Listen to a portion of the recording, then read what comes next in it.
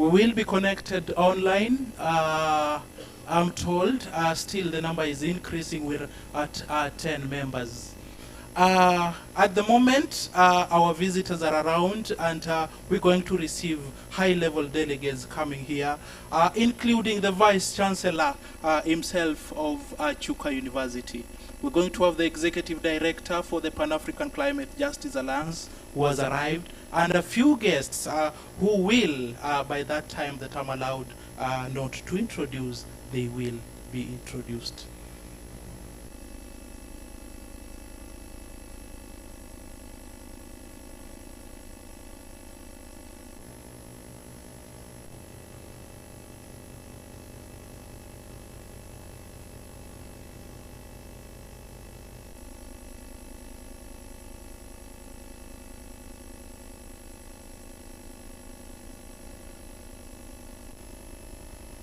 Once again, I'm reminded that if you got in and you've not already registered, you're requested that before our visitors come, you can be able to register. Today, as we want to start the town hall, this will be a guided discussion, but a little bit we are going to be introduced to the Nairobi Summer School on Climate Justice. May I request if there is a video to be played to guide the process.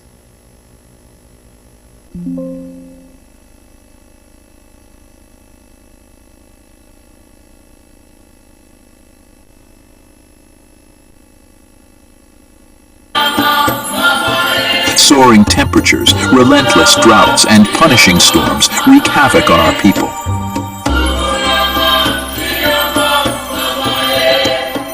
The climate catastrophe is ravaging our land, our people, and our future. The numbers don't lie. Africa bears the brunt of climate change, and the toll is staggering.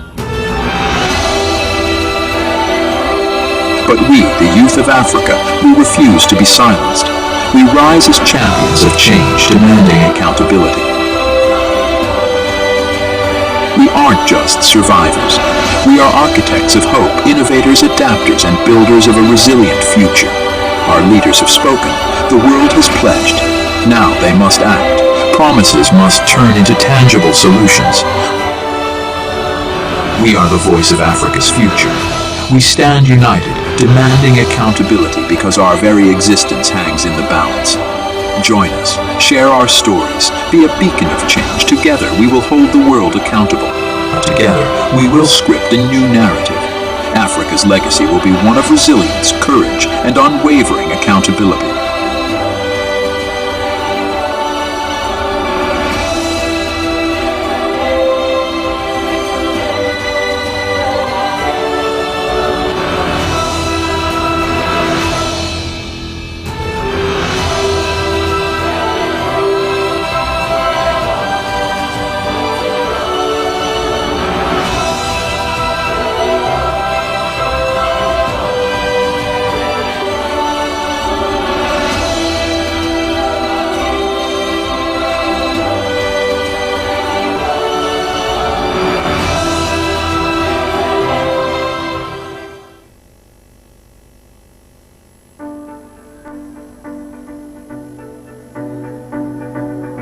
Bon dia, hello, bonjour.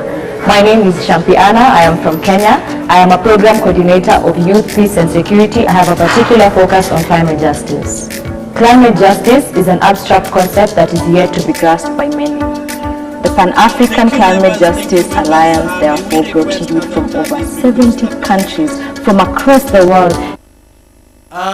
We are going to be welcomed to Chuka University, but before we get to be welcomed, may we get the instructions clearly. As our visitors will be coming, we're going to welcome them in style. They get in as they take their positions. All of us will be requested to stand.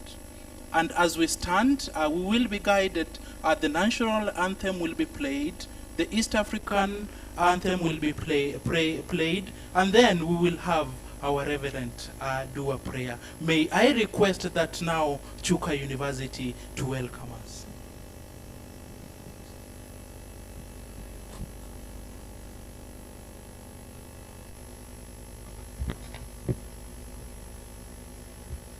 Okay, this silence is eloquent.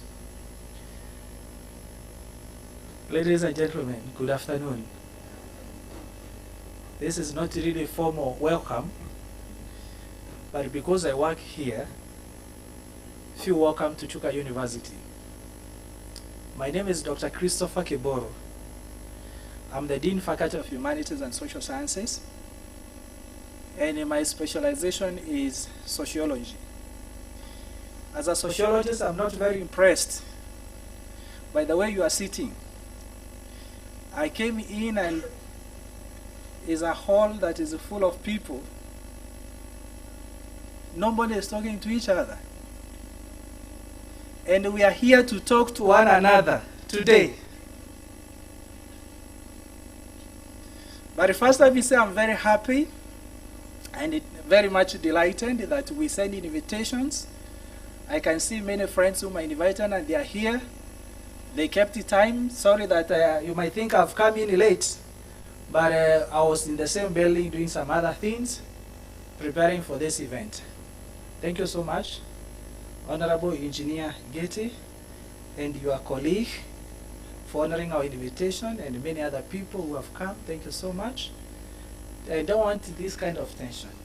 In fact, I'm here to do what I call ice breaking. Can you turn to the person sitting next to you and say, good afternoon? Not just good afternoon, but how are you? How are you, beautiful Kenyan? Just tell them you look nice.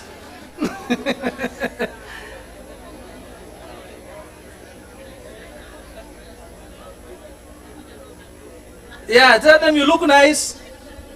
Ask them, where have you come from? Why are you here? Who invited you?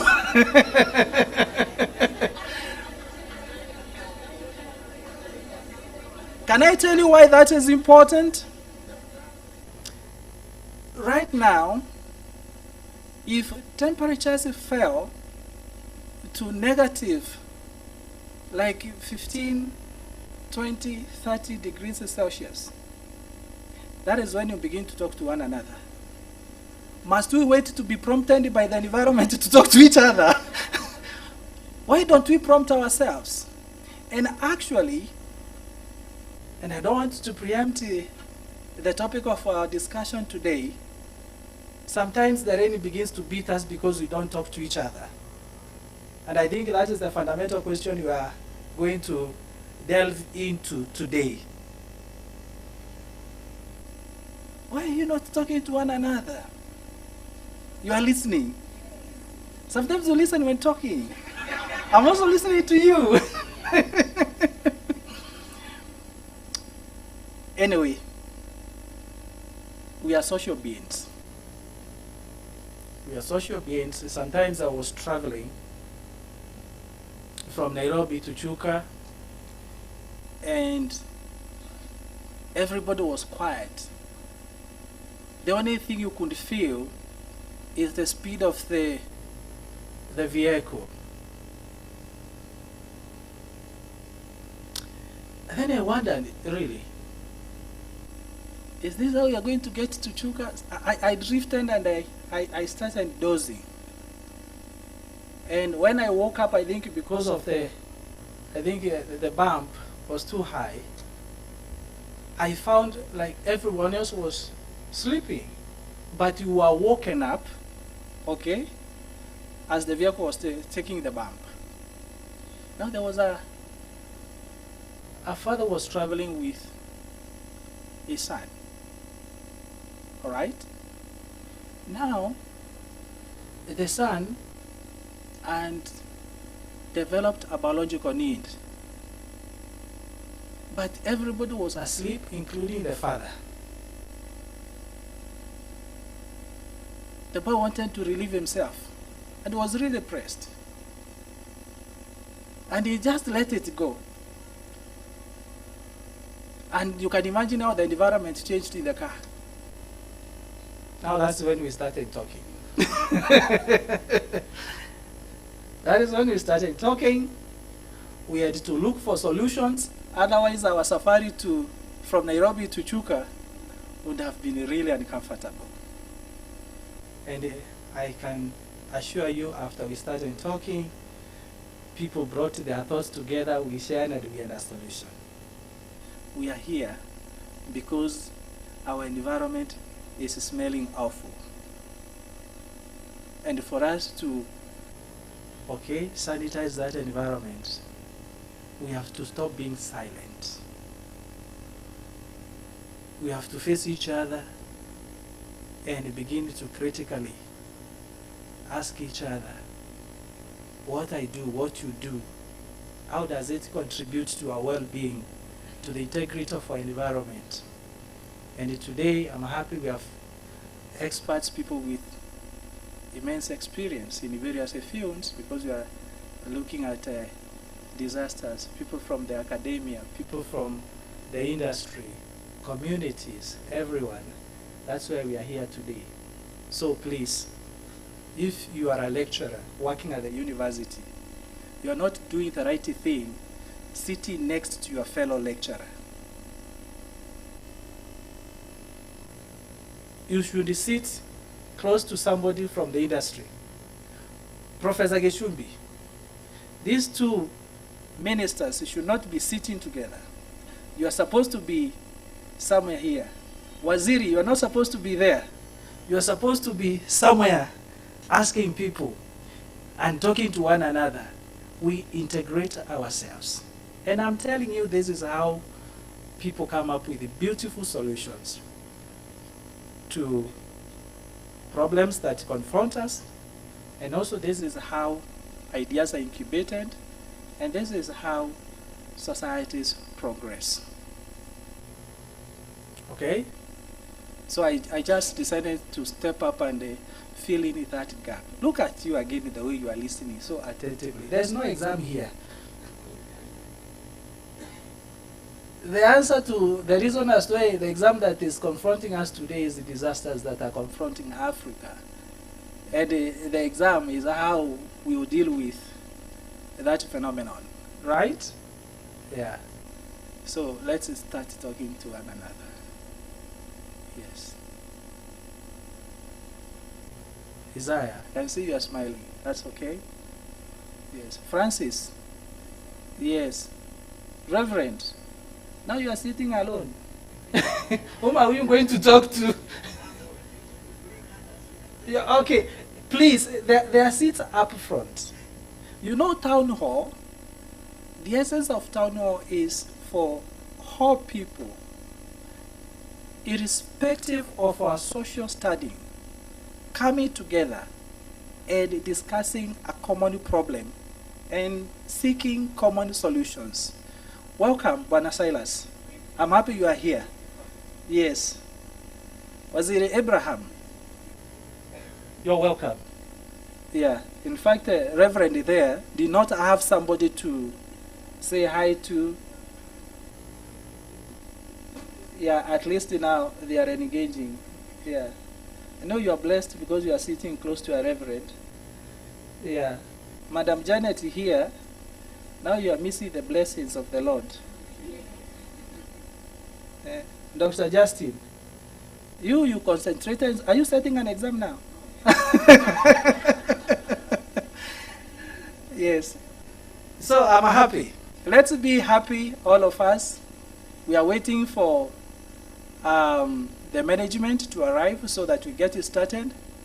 Duncan, can you help me doing this ice breaking? We have our registrar. Where is Dr. Mabubi? I know he's very good at this.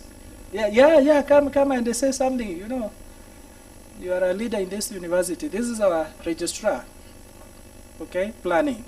You can say something as we wait for the others to come. Thank you. All our visitors, hamjambo. In Africa, when anyone calls you with a praise, you have to be careful. You know that one? Mtu akikusifu anakuwa ni kwamba anataka kule vitu zako kweli.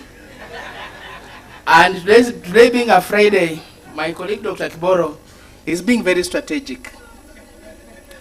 And I heard him mention Waziri. I saw Waziri around. So names that are being mentioned, be on the lookout. It was for a purpose. Others feel most welcome. Karibuni sana Chuka. We are the Nairobi Summer School, and you have been invited. And I want to assure you that the invitation is being done in a very, very clever and selected way. So feel very, very special. And then you say, what we learn, what we get, let's share. The essence of being together is to learn. But knowledge that's not shared does not become knowledge. It does not serve its purpose. So whatever we learn from here, let us use it, let us share, so that at the end of the day, we are talking about climate, we are mitigating against climate, and we are enjoying the benefits of climate. Quick to add, I know most of us are on social media. Yesterday, something was trending on WhatsApp about something beginning last evening at about 5 or 6 or 7 in terms of changing temperatures. That is climate. And there was a key phrase in the narrative that it is happening millions and millions of kilometers away from us, but it's going to affect us. And everybody was saying, it is getting cold, let's keep. Did we read it? It is getting warm, can you answer me back? Let's keep warm. As it gets cold, let's keep warm. That's climate. So climate is not as abstract as we want to look at it. Just those elements of climate that affect our day-to-day activities, they affect our life. They even affect how we produce our food, even within Tharaka Nithi. Bwana asifiwe. Bwana asifiwe. Tena. I know Bishop was around. I'm looking at him as I say that. So that isn't what else now going on, eh? Yeah, but what you are saying in short is that the kind of knowledge you are sharing is important and affects every sphere of life, including the way we sleep in the night. Are we there? Hata vile tunalala usiku. When it's too cold, I know you can't sleep very well. When it's too hot again, you can't sleep very well. Climate. When it is too dry, we cannot produce our bananas, our foods, and our fruits. The trees we plant will die. In some places, because we are university, we are talking about being the education sector. There are regions in this country where schooling begins in the morning and classes end at 1. Because in the afternoon, masomo haiwezi endelea. Climate. So it touches on even the way we dress. I'm looking around to my colleagues in suits. Prof, today you have done very well, eh? Prof does not put on suits many times. Alisikia kuna wageni, akaamua anang'ara na suit. Tupigie Prof makofi. Thank you so much. And Kiboro uko wapi? I had something to do. Kiboro uko wapi? You have already... Oh, it's on call, but it's coming. I want to assume that Alinsifu Sana is already won an evening drink on my bill. Asikuwe na wasiwasi. That's taken care of. Prof, please come and continue. I have confirmed that by inviting me and praising me so much, you have a drink on my bill this afternoon.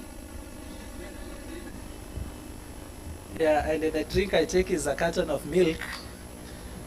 So that's fine, and I welcome that drink. Thank you so much.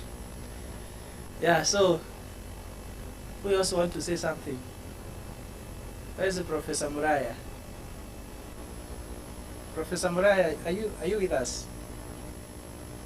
And sorry for the delay. We have somebody who is going to do the sign language, because we are all of us. We are complete society. We don't want to leave anyone behind. That is the SDG slogan, and also embraced by the county government of Tharaka Nithi, the great county of Tharaka Nithi. Yes. And as I usher in, Daddy, can I request Honorable Engineer Getty and his colleague kindly to follow me. Kindly. Bwana Duncan, can come up and continue entertaining these great people. Yes, thank you, Dr. Kiboro. Here we start. Nairobi Summer School Cohort 4 is a pragmatic program that runs across 81 countries. We're going to receive 52 countries from Africa and others from Asia, US, and Australia. Thank you, members. As we now want to start for the Nairobi Summer School. Nairobi Summer School is a platform and it is an initiative that is pioneered by the Pan-African Climate Justice Alliance, and the Cohort 4 will be hosted by Chuka University 2024.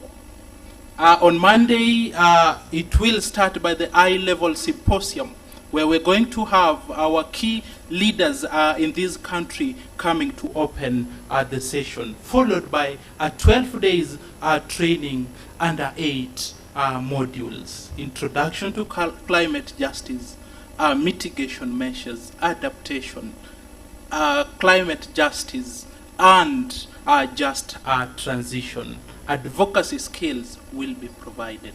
May I request that now, before our guests come, we can play a small clip of the Nairobi Summer School Cohort 3 last year.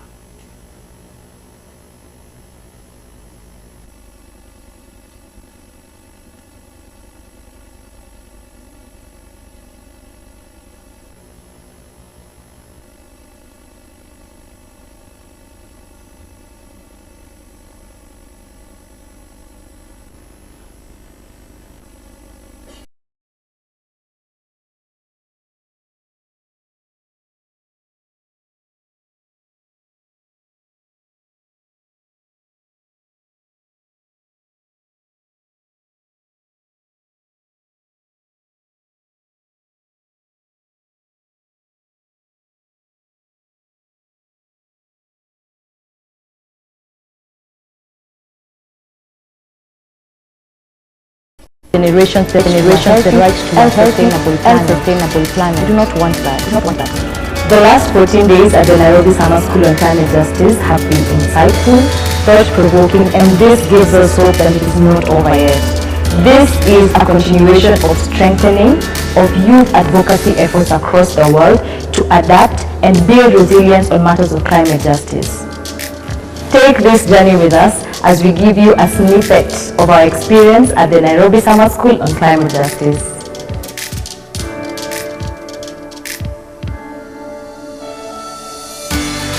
I came to hear about Nairobi Summer School through my environmental group back at home called Tunisa. We had 2 participants from our group come to the Nairobi Summer School, and when they came back they had so many insights that I was like, we also need to go too. So when the cohort came up again, we definitely applied, and I was lucky enough to be shortlisted. It was quite fulfilling to find out that most of the learners discovered something new here at the summer school. They had come in with different perspectives on certain subjects, different knowledge levels on certain subjects. But when you hear them speak after the sessions, you have a sense that they have learned something new, and to some extent their minds are being transformed as well. Seeing here how clear the data is on who is guilty, who is the victim, what we have to do, what we have been doing wrong, it's been very eye-opening. I had a general idea of climate change at first, and since we started this training, now I have an in-depth knowledge of climate change, and most importantly, climate injustice, which is how climate change is affecting different communities in a different manner.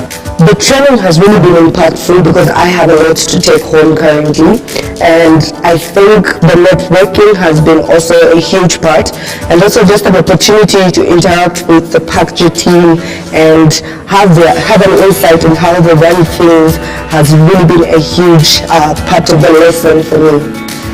The main activity which stood out for me is when there were presenters who were presenting on the nexus of climate justice and environmental law.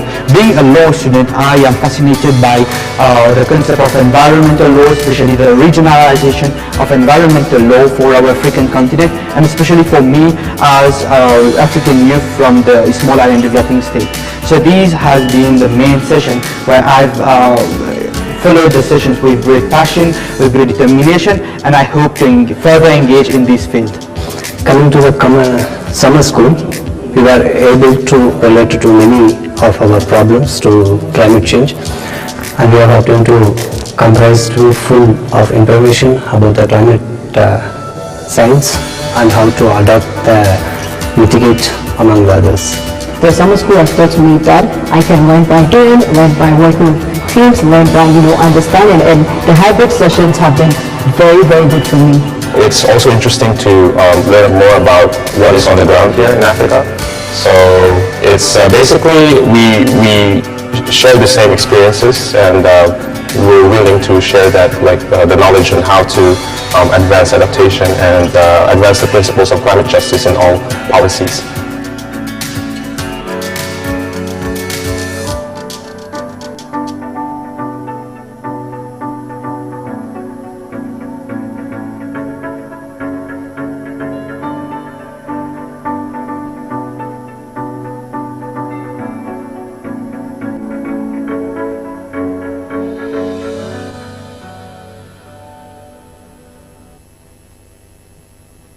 Thank you, ladies. In a world facing climate, before we get to the second video being played, that is the experience that we have with the Nairobi Summer School. It is an experience of having diverse cultures coming together, having different localities being represented, and equally discussing matters of climate change at our local areas. As we expect this year, we're going to host 300 participants physically and more than 400 online. As now we want to start, or we look forward to get the information from the management, we're going to expect our high-level panelists coming in, led by the Executive Director of the Pan-African Climate Justice Alliance, the Vice Chancellor of Chuka University coming in. Allow me at this moment to recognize universities that are going to participate in this. We have Dedan Kimathi University of Science. We have Meru University of Science and Technology. We have Tharaka University participating. We have Karatina University participating, and we equally have Kirinyaga University. As a consortium of 7 universities, Chuka University, I'm reminded that the University of Embu will equally be participating. Thank you. There's the technical lead coming from Embu University. Therefore, at that moment, may I recognize the technical team that has been leading this process. We start from Embu University. You can say a word. Good afternoon, everybody. My name is Dr. Justin Nyaga. I'm the coordinator of the Center for Climate Change, Adaptation and Mitigation at the University of Embu.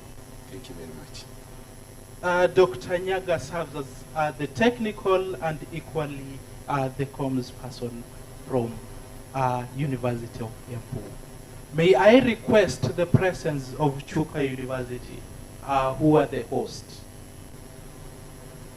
The lead, we have the technical lead here with us, who has been sitting in this planning. Until now, we're going to deliver these in the next few days. Professor Muraya. So, good afternoon. I am Professor Muraya, the Director Board of Postgraduate Study and the lead from Chuka University. Good afternoon once more.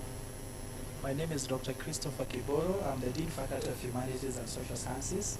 I'm a member of the technical committee from Chuka University that has been planning for this event, and many others that are coming starting Monday. Good afternoon. I do wear suits, intimidated by those, just joking.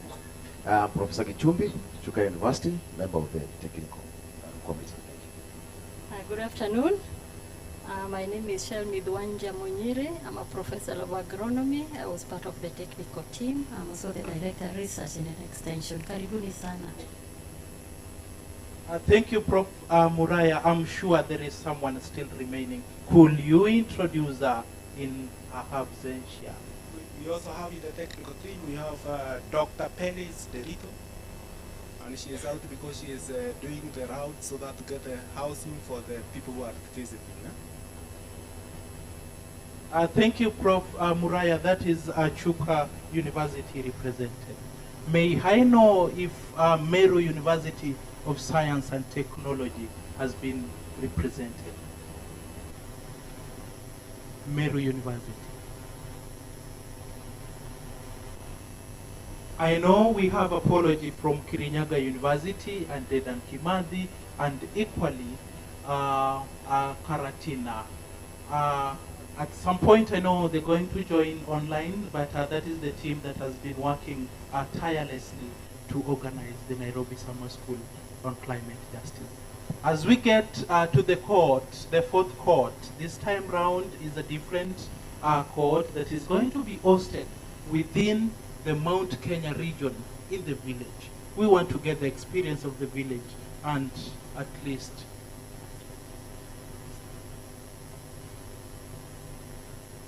I'm reminded that Tharaka University is here. May we recognize the team from Tharaka University?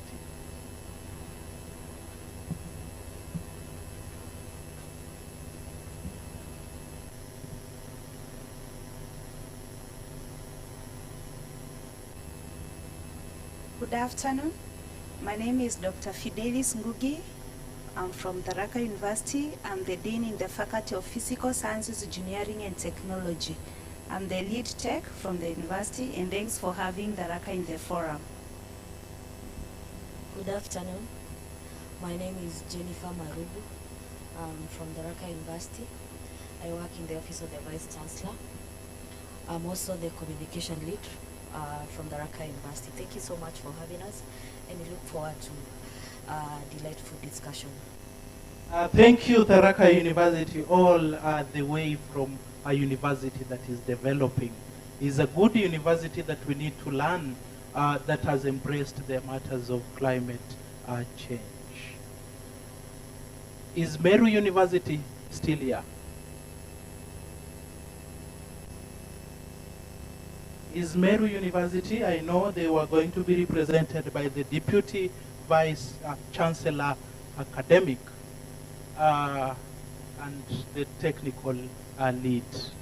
As they come, we're going to recognize them, but at the moment now, I know people are just waiting to know the next step. We want to get a small hype, and we requested that we shortly stand, and then we want to dance. We want to dance. Are we ready to dance? Are we ready to dance? It is a guided dance. Are we ready to dance? Maybe, let me know.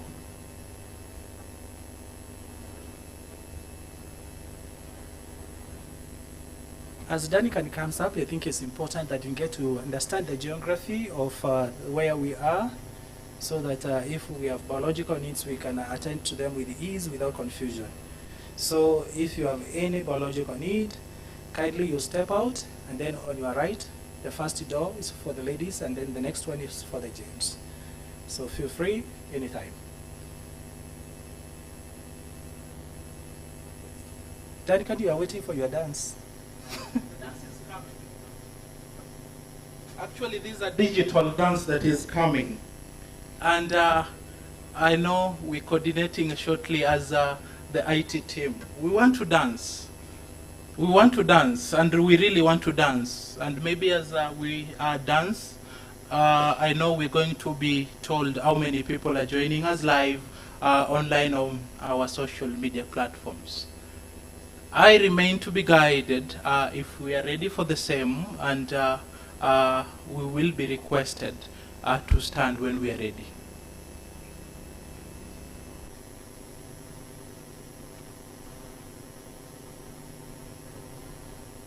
Yes, thank you. We are requested, all of us, to stand.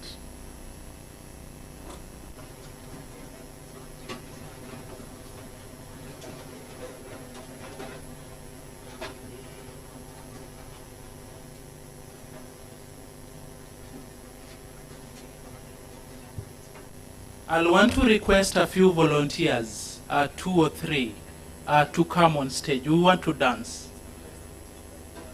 The president, I'm told, Chuka University, are you here? Do we have the president from Embu University? Ladies, this is equally your space. I know we don't know how to dance, but we will be dancing. The deputy. The Deputy President, Chuka University. The Deputy President, Chuka University. May we take the space quickly as we guide the team. This is a guided dance. Feel free. If you're touched, we're going to join the dance, all of us.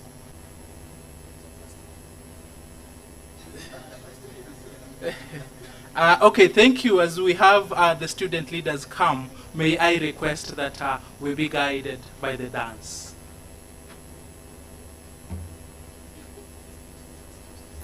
We follow the tune, eh?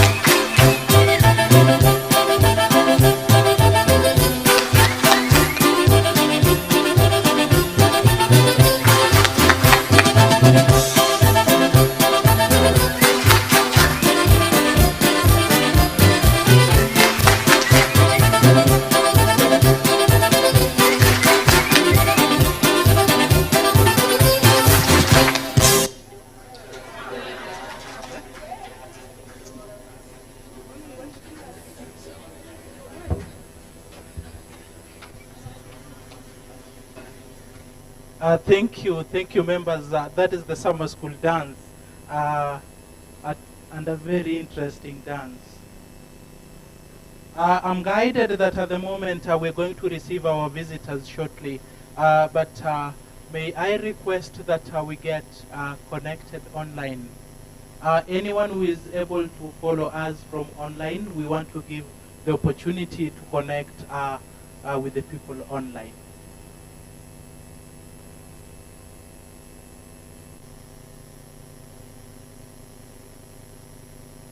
Thank you.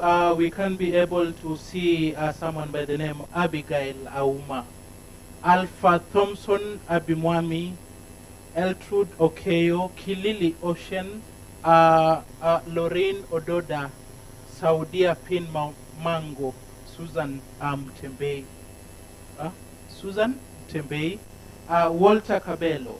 May now at this moment, if we can be able to hear anyone online following us, we can start from Abigail. Abigail, are you able to hear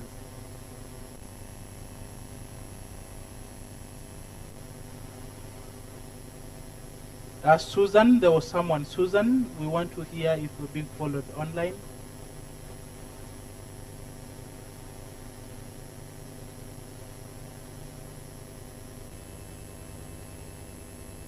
Anyone online who can be able to speak? Akalili Shen.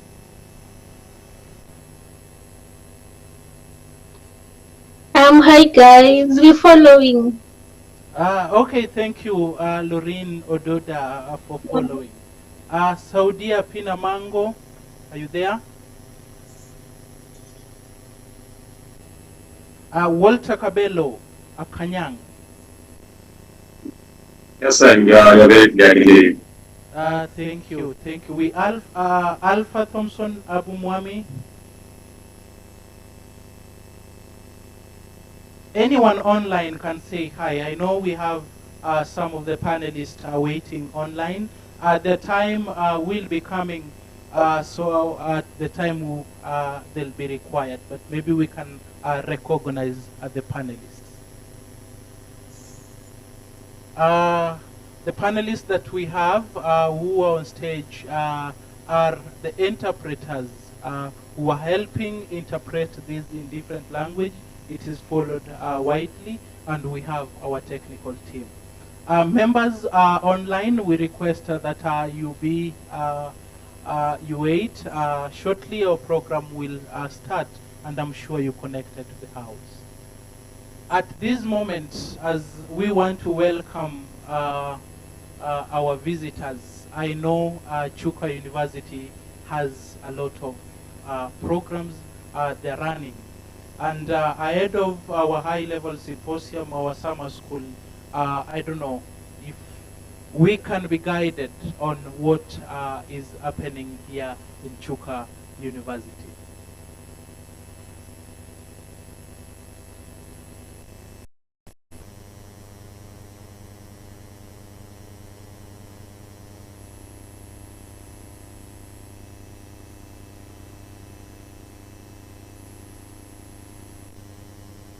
Chuka University.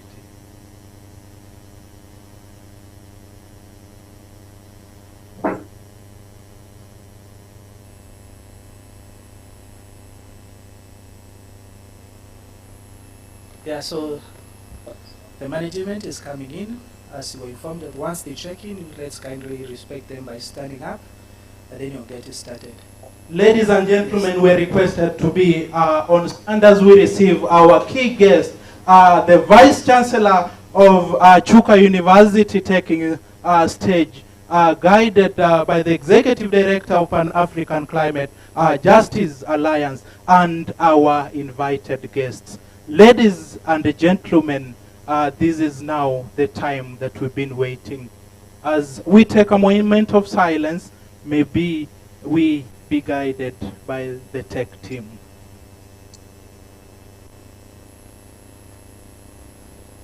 Thank you very much, Duncan. We are not going to take a lot of time. We are going to start with the preliminaries.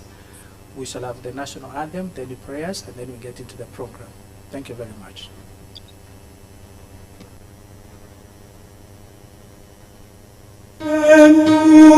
Nguvu yetu ilete baraka kwetu, lakini wendao na mlinzi, na tukae na udugu, amani na uhuru, na tupate na ustawi.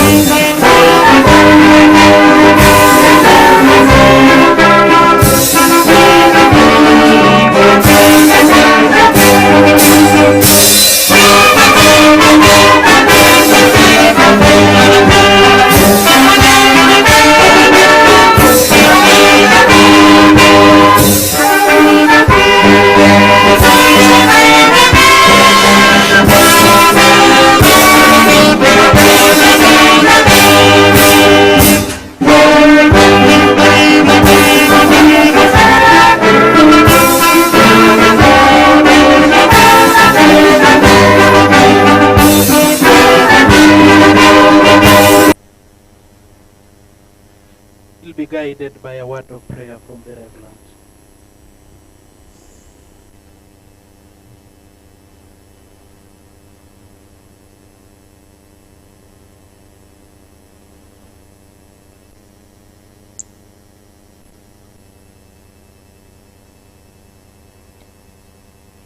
Our Heavenly Father, we thank you.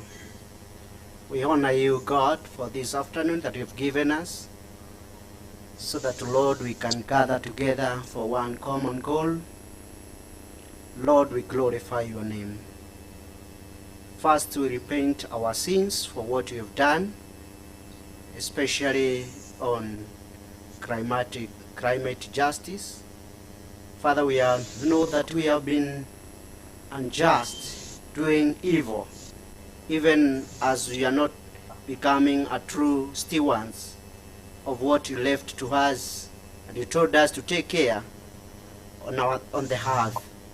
Lord, we humble before you and ask that you may cleanse us and make us worthy, even as we discuss on the issues concerning our environment. We surrender everything unto you so that you may give us understanding as we listen together. May the Holy Spirit guide each one of us. Thank you, Lord, for you will be with each and everyone. Every contribution that we shall give, so that, Lord, we can fulfill the biblical mandate that, Lord, you called us to take care of our environment. We honor you and glorify your name. In Jesus' name we pray. Amen. Thank you. We may now take our seats and now be guided by the program. We invite the Executive Director of the Pan-African Climate Justice Alliance to take the program officially and set the agenda.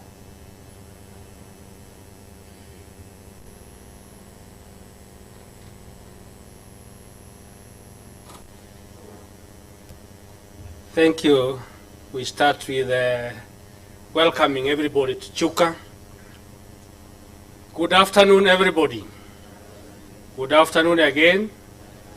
My name is Professor Henry Mutembei. For those who don't know me, I'm the Vice Chancellor Chuka, and I take this opportunity to welcome everybody who has not been here. Those of you who have not been wale wageni sio wa Chuka University, simsimame kidogo. Niliwaona wakikuja wengine, ninawaona Saidire na wengine kama wewe ufanyi kazi hapa. Hiyo ndio si kusema. So na wengine, the others are there. Tuweza wapigia makofi. Asanteni, karibuni sana. Karibu sana, Reverend, na kuona. Asante.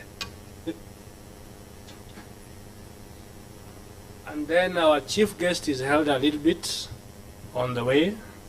When they arrive, we are going to maybe step out to receive, but we continue with the program as it is.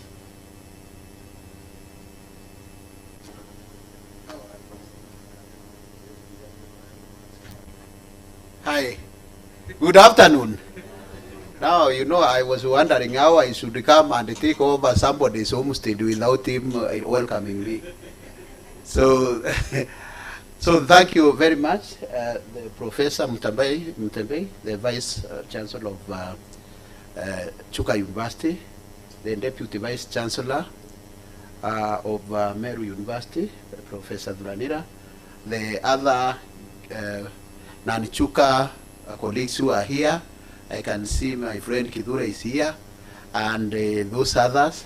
I have seen even our warrior-less, Ruth is there. So we are very glad to be here today. And what brings us here is one thing which we have a shared vision that we are working on the issue of climate change as united us.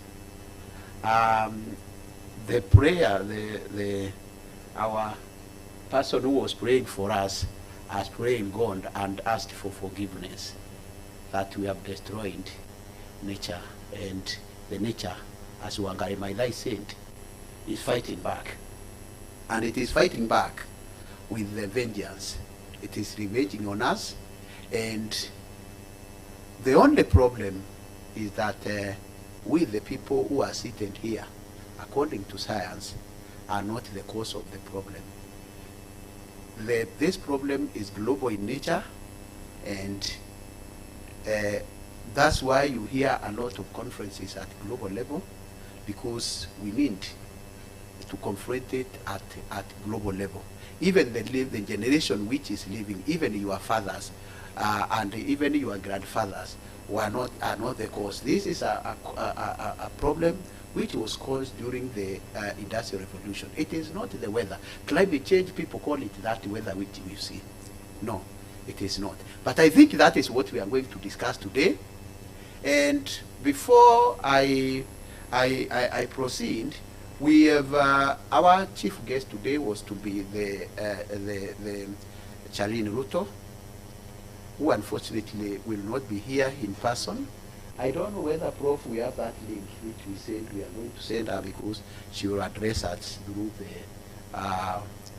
through virtually, because for circumstances which were beyond her control or our control, she will not make it in person physically, but she will speak to us virtually.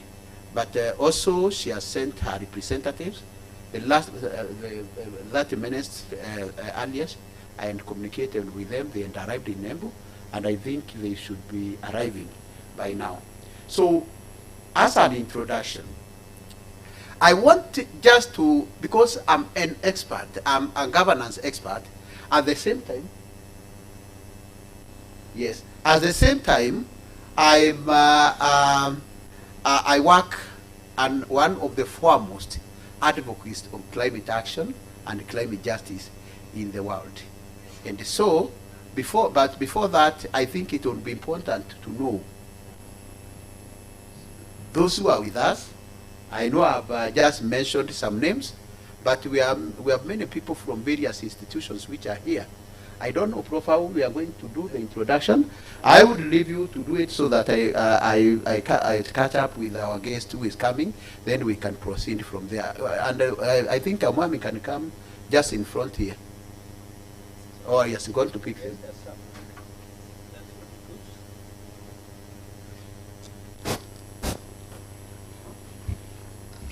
Thank you very much. I had introduced myself. I think it's important I do it again. My name is Dr. Christopher Kiboro. I'm the Dean Faculty of Humanities and Social Sciences here at Chuka University. Now, at this moment, what we want to do, we want to take a very brief moment to introduce everybody who is attending this important function so that we know who is in the house. And allow me to say that the participants come from all walks of life, and therefore we are complete society. So the Vice Chancellor, Chuka University, Professor Henry Mutembei, the Executive Director of PAGJA, Dr. Mwenda Mithika, CEC, Engineer Getty, and the CEC, Madam Maureen from Tharaka Nithi County, Reverend Felix Muthomi, and everybody, good afternoon.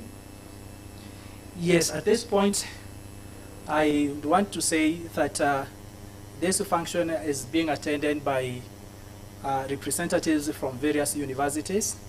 So I would want to start to mention the universities that are present.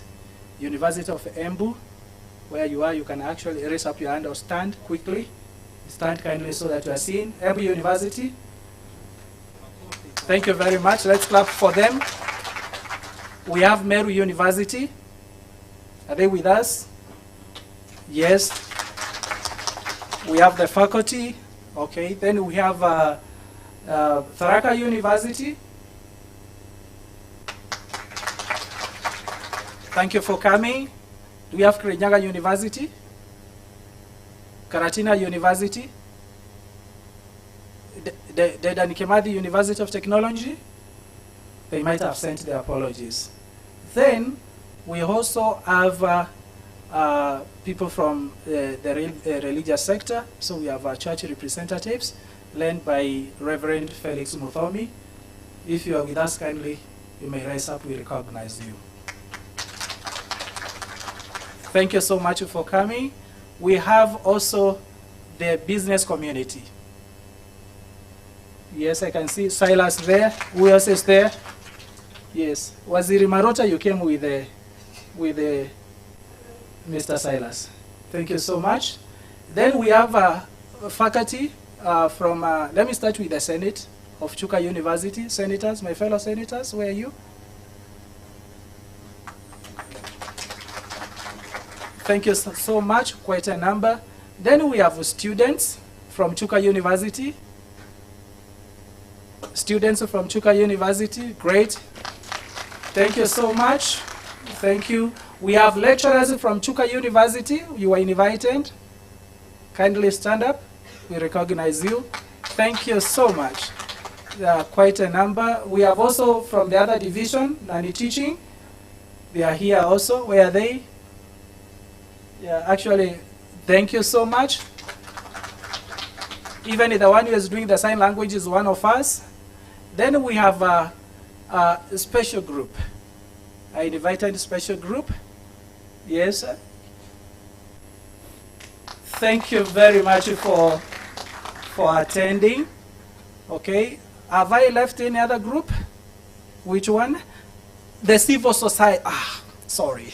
The civil society organization. Joe, you are leading them. Yes. Here they are.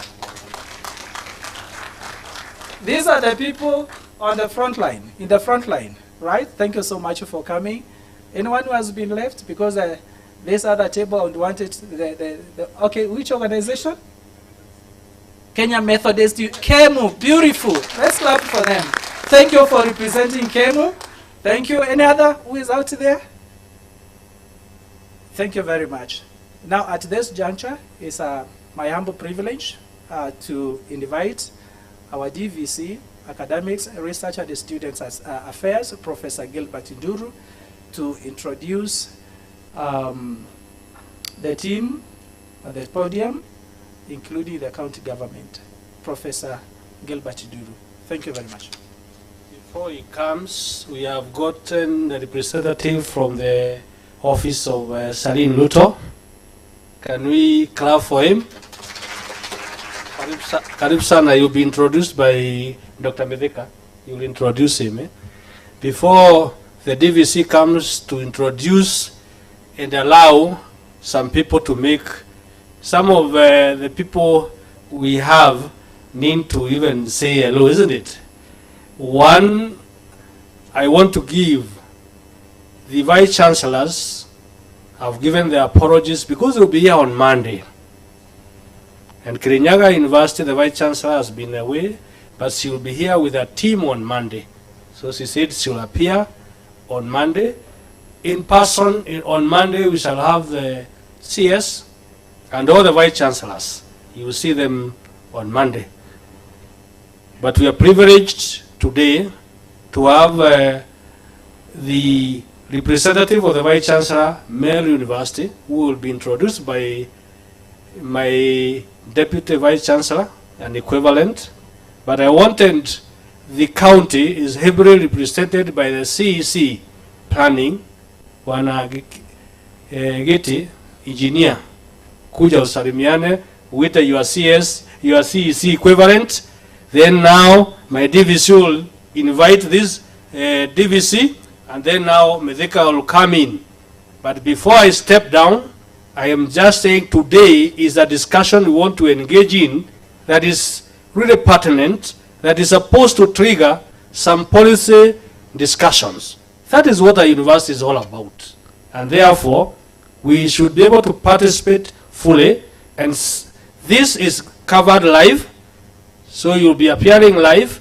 Please engage and let everybody out there, including the people who will be starting the summer school on Monday, they are listening to you. Thank you very much. Bwana CC, karibu.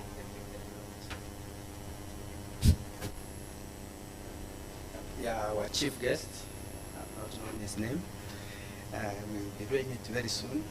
The Vice Chancellor of Chuka University, Professor Mutembei, Executive Director Dr. Medeka, and DVC, Mero University, my colleague, Madam Maureen. President Marota, I've worked with you. I want to recognize you. The DVCs of Chuka University and all invited guests, good afternoon. This is an exciting day. It is good that we are here today. My name is Engineer Judy Azigiti. I serve in the Tharaka-Nithi County Government as the CEC member for lands and roads and infrastructure. I'm glad this is the subject that we are discussing today on climate change and climate action. In the past, we've been talking about development, industrial revolution, like So the subject we are discussing today is very important on climate change and climate action. And I'm glad all of us have come because it is important. It affects all of us as a community, as a society, and indeed as the globe. I've come with my colleague, but before I invite her to say hi, I know we have representatives from the county government. If you work with the county government of Tharaka-Nithi, I would request you to stand so that we can also recognize your presence. Yes, thank you. I know we have Director Kidoka. Kidoka is Director of Urban Development in the Tharaka-Nithi County Government, dealing with infrastructure within the urban areas.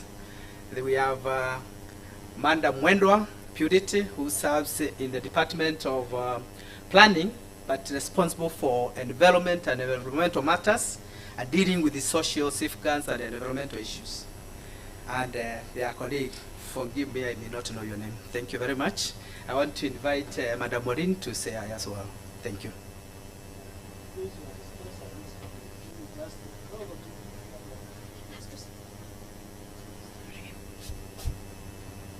Thank you so much, Waziri.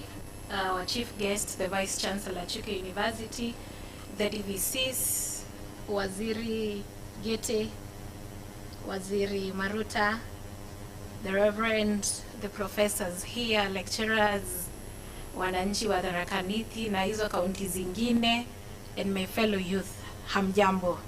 Good afternoon. My name is Maureen Nyambura. Maureen Nyambura is the CCM County Executive Committee member in charge of youth and sports in the county government of Tharaka-Nithi, and a former student and a current student here at Chuka University, so I'm equally proud of this institution. I'm glad to be here this afternoon to be part of the discussion on climate change, and I believe that climate change is part of going green, and going green is part of the digital world, because when you go green means that we minimize on paperwork, na hapo ndipo vijana wako sana. So I'm glad to see that this composition of the audience for this discussion is majorly composed of vijana, and I'm a proud kijana and glad to see that our youth, they are not left behind. Vijana is a serious force, but it's a force that when well directed can bring good results. So I hope that at the end of this discussion, you'll be having a good solution, and if not a solution, a way forward on this issue on climate change. Thank you so much.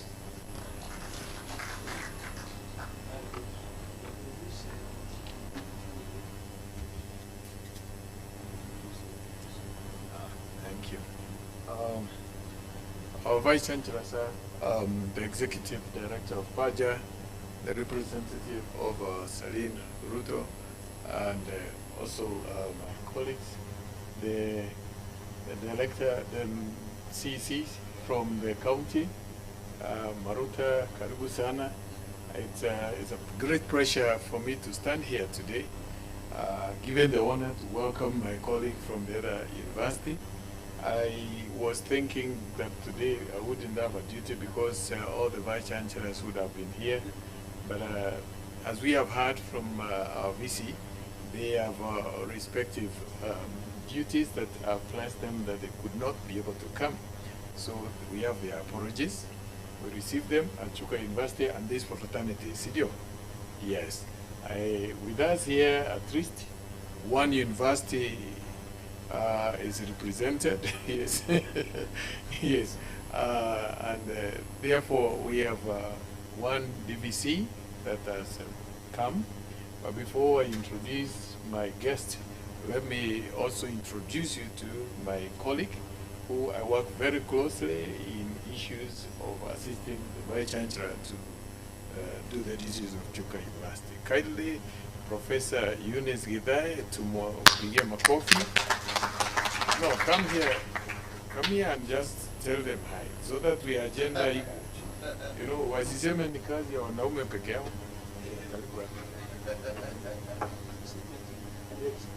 All protocols observed. Good afternoon.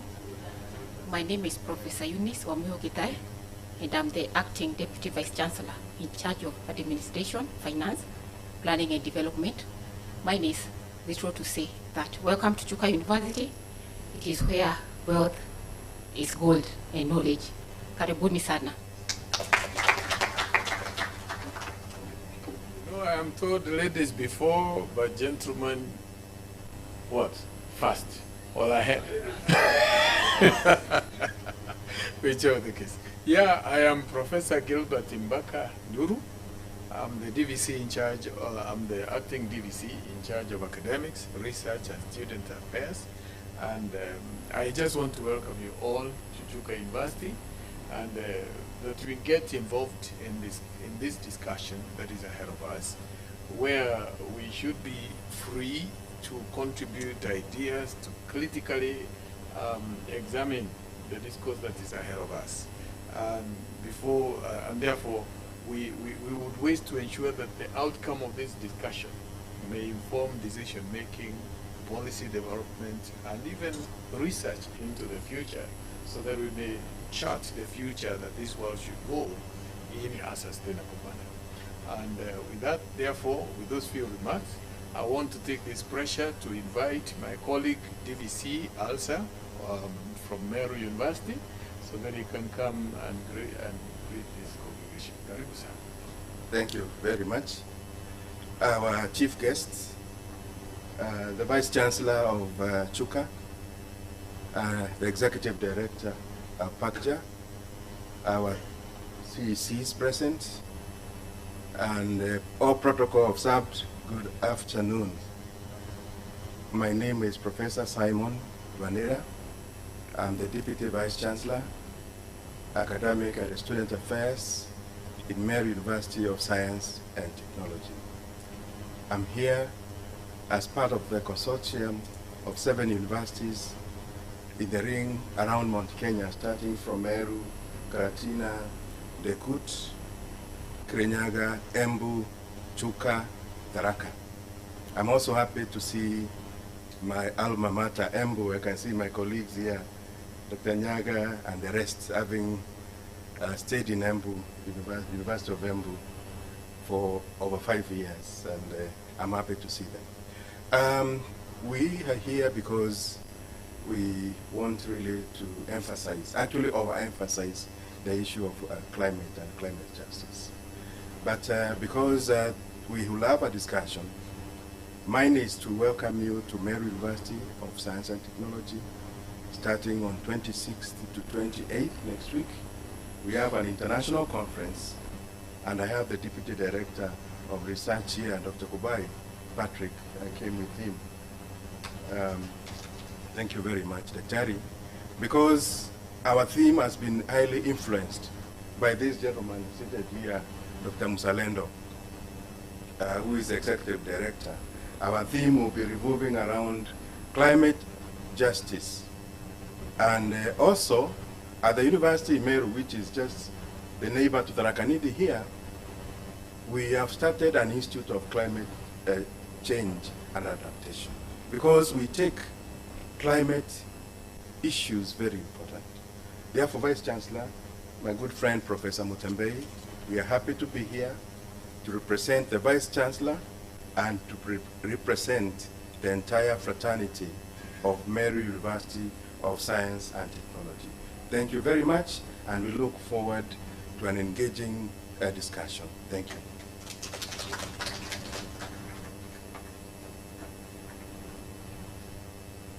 With those very many introductory remarks, then let me invite the partner of summer school, the main partner, which is, we are all 8 partners. Is it 8 or 9? Because we are partnering as 7 universities with the Pan-African Climate PACJA. We are partnering. We have been doing many events. This is one of the summer school event. We were involved with a debate. The students talked very nicely and they wrestled each other. Then we did the Environment Day at Hembu University. Then we have done Town Hall at Meru University. And today is the final Town Hall at Chuka University. Dr. Medeka, karibu, so that we can go towards now the discussions.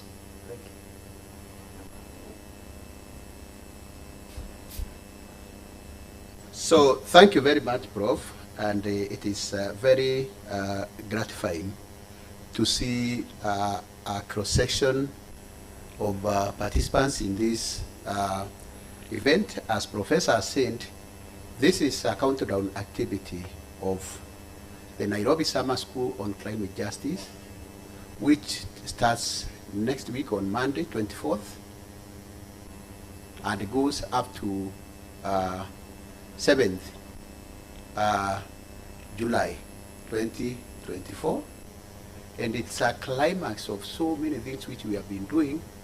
We'll be hosting an international event here, bringing together participants from the whole of Africa and also throughout some other parts of the world. So it is going to be a privilege for Chuka University and all of us to be here. And the theme, just to give you a context, is of this Nairobi Summer School on Climate Justice is going to be igniting youth power for enhanced global solidarity on climate justice. And why is it that very important? Professor has talked about climate adaptation. There is mitigation of climate change. In all this, we require means of implementation. We require money to do that. We need to build resilience of communities. And I'm very happy I've seen the people living with disabilities here. We brought people from communities so that we are not going to be doing this as an highland. This is not an academic exercise.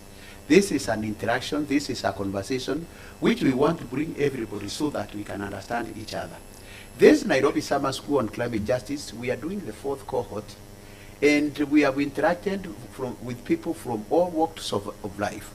And why is this important is that we really need to discuss.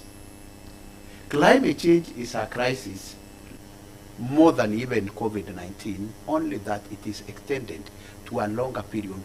COVID-19 was instantaneous. COVID-19 affected people in a very short time, but we found a solution. The global community was able to roll out very quickly through research, and they were able to produce in 3 months the COVID vaccine, deployed it, and defeated the pandemic.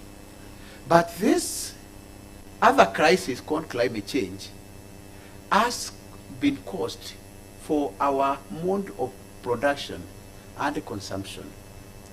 It is through the overproduction of fossil fuels, that is petrol, the oil which we use, and the coal, for those who understand what coal is. That interfering with the stratosphere, that interfering with the climate system, that is what has caused climate change. Many people do not understand. They think that this is just a weather issue. Because for those who come from this, because most of you come from this, and I want you to understand what this means to you, and what this means to our economy. And I want to tell you why this is not an environmental issue. It is an economic issue. It is a livelihood issue. It is an agricultural issue. It is an energy issue. And it is an issue which has moral imperatives. And so why is it so? So I come from the other side of Meru. And I'm very proud to be a very proud Meru from our side. When I was a small boy, we used with my friend Kenyua here, Kubai. We used to, there is a river, some rivers which used to flow in our vicinity. And when we used to go to tend to graze small goats and sheep before we went to school, you know, we never used to carry food to when we are going to graze to tend for the goats and the sheep. We just used to carry, you know, go to and look for some worms, and then go into rivers and tap into the river. Then you get fish and you roast it there and eat.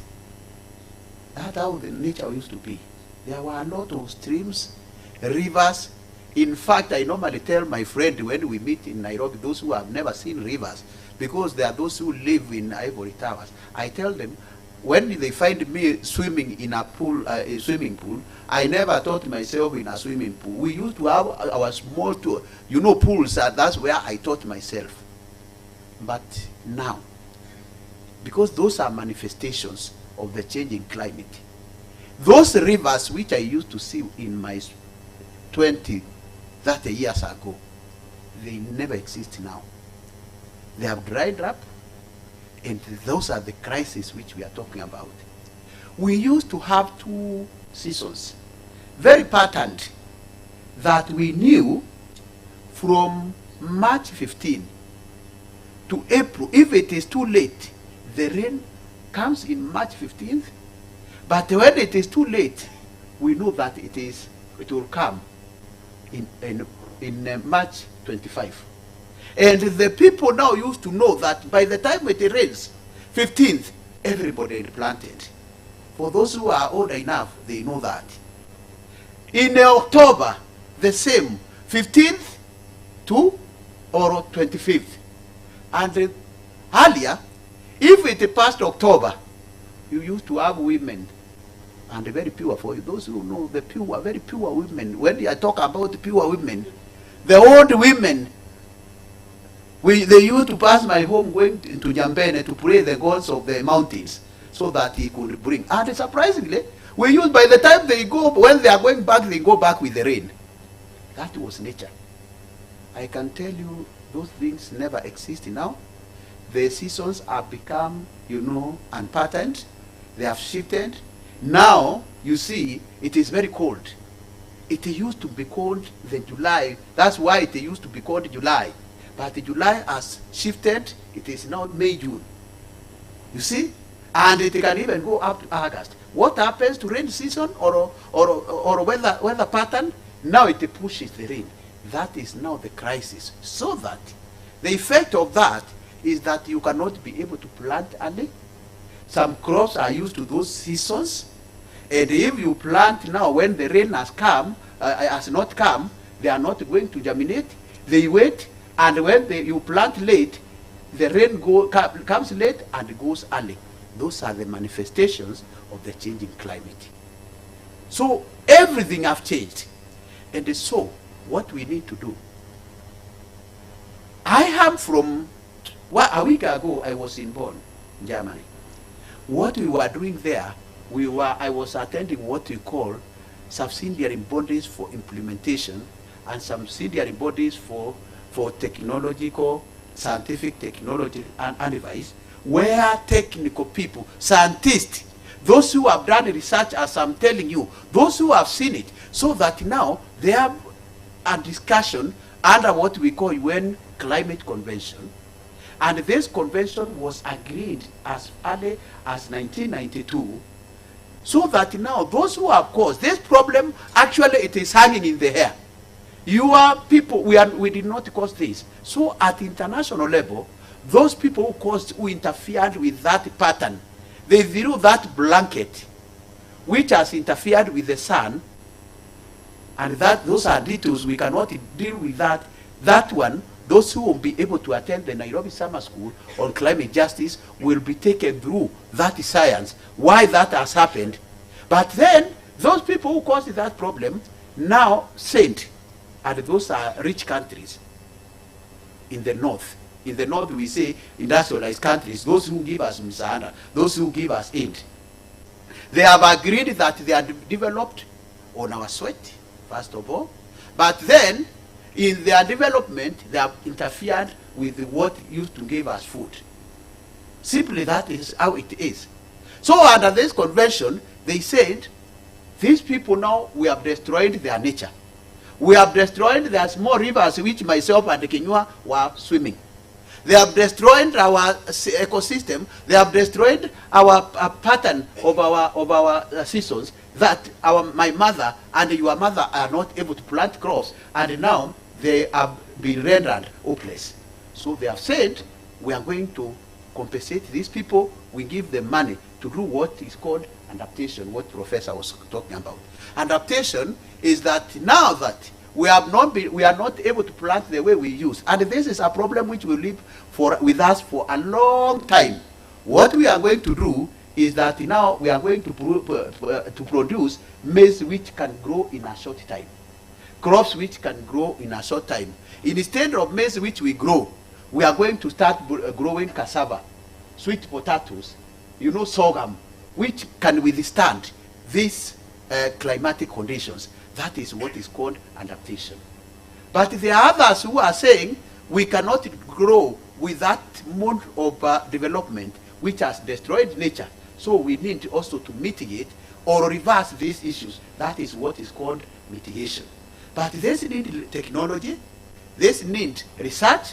We need to research on those crops, and that's why scientists are very important. That is why we want to impart you. You need knowledge to be able, awareness to be able to adapt. We need to plant trees, but planting trees is not only the only solution. We need also to change our lifestyle.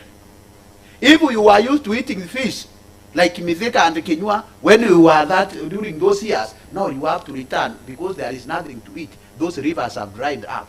We can use now, how do we have to now use those fish ponds?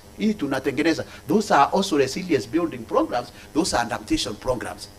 All these things are what we are going to discuss and what we are discussing now. We need to simplify this subject.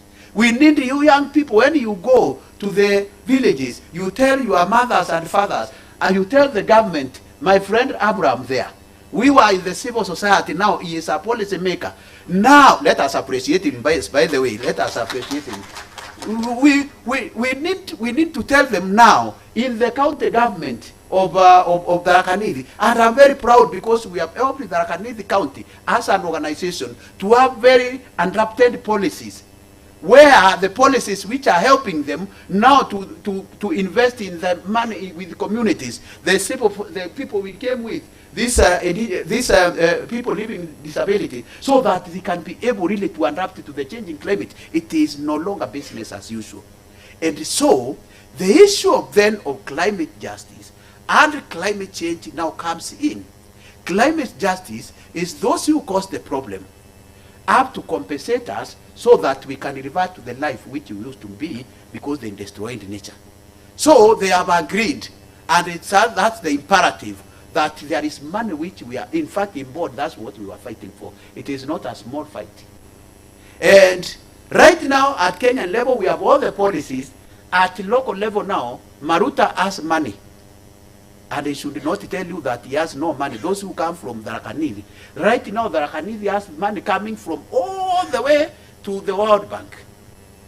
Then it comes just down here. We have ensured that we have policies. Money is no longer going to be stuck in Nairobi. It has come now to the county coffers. I think I have even records what Tharaka-Nithi has. Yes. Can I tell you how much? It is not now. I'm not going to tell you. So this money now is not for Maruta or Governor Muthomi. No. It is for that woman there at the village to be able to build their resilience. That is how it is structured.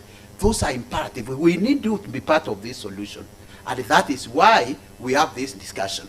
So climate change is not really, don't look at it as a weather, because everyone, even the preacher was talking about the environment. I never wanted to hear people saying climate change is more than environment.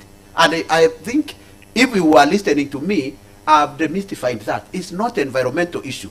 Let me bring you another very vivid example. We rely on the 7 fork dams in our electricity. Okay? So, just look at this picture. When it is too dry, we do not have water in Tana River, the Seven Fork. When you are passing the Sagana, you find that bridge is empty. You find that that place there is that power station, hydropower. So that is what drives our energy. So if we have no water because it has dried up because of climate change, it affects that water. So if it affects that water, there is no water, there will be no electricity. So if there is no electricity, then from hydro, there will be no electricity to drive our industry in the industrial area. So manufacturing, we are not going to have anything manufactured. So without that, then those people, thousands of people who are employed to produce the food which we eat, processed food, Unga and those others, you know they will lose jobs. And that is what happens if there is no electricity. Or they import what they call those independent power producers. Instead of those big generators, they come and install them. That doubles the production cost. You get me? So you can see the connection between that water. We have lacked it, now there is no electricity. So there is no production, or the cost of production goes high, and that affects you. That then, again, affects you because the consumer is the one who bears the burden of that. So the cost of that packet of unga goes high. Okay? Then from there, if then there is no production, that is what carries our economy on taxpayers. Because I know we are today is not, we are not talking about taxes. We are talking about now the climate change. Okay? So, you know now, if there is no productivity, the government will not get tax to drive development. You can see there is again that connection. And then there will be no employment, because all these young people, they are standing here so that they are going to be employed. Some of them are engineers, some of them are doing even service, but everything is driven by the economy. So you can see all these connections. The only problem is that we just narrow ourselves to this climate change as an environmental issue. So I just wanted to do that as an introduction. And so with that introduction, I want to, I don't know whether Shireen is already on, but before that, I have Malale, who is in charge of climate change at their foundation. He will just talk briefly about that, and then we can proceed from there. Malale, you have the floor.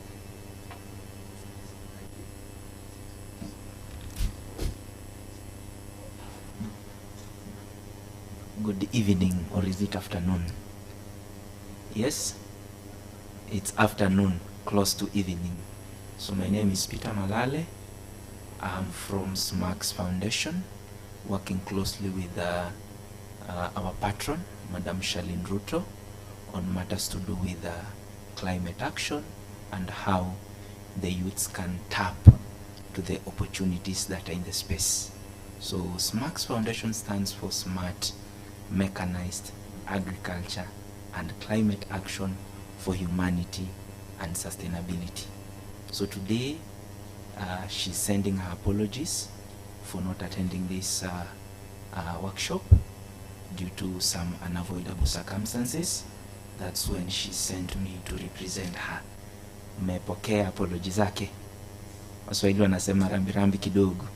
So today we are gathered here not just to interact, but to come up with solutions that will help us mitigate the effects of climate change. So as a foundation, we believe that the youths are the people who stand a chance of creating a difference. Apart from that, also we need professors, because I've heard from the conversation that we have professors in the house. They can guide us on how are we going to do this, because climate change is not just an enemy in the horizon, but is within us. And the best thing to do is to stand out and take immediate actions, because if we don't take actions, we are going to suffer the consequences that will be brought in the future. The youths are people who play a role in bringing change. It is believed that we are people with the energy. It is believed that we are people who can bring a revolution in that space. So it's all about collaboration. I'm very much delighted with Daktari here. He has been very supportive to us, a guider, a teacher, a scholar who has vast knowledge in matters to do with climate action. So today, let us interact. Apart from interacting, let us share ideas. And apart from also sharing ideas, let us come out of those cocoons. Because we believe that if it's meant to be, then it ought to be. And the vice versa. So otherwise, I'll be very much delighted to share with you, to interact with the little knowledge I have on matters to do with climate action, and also to see how are we going to bring a difference in the space. Asanteni sana.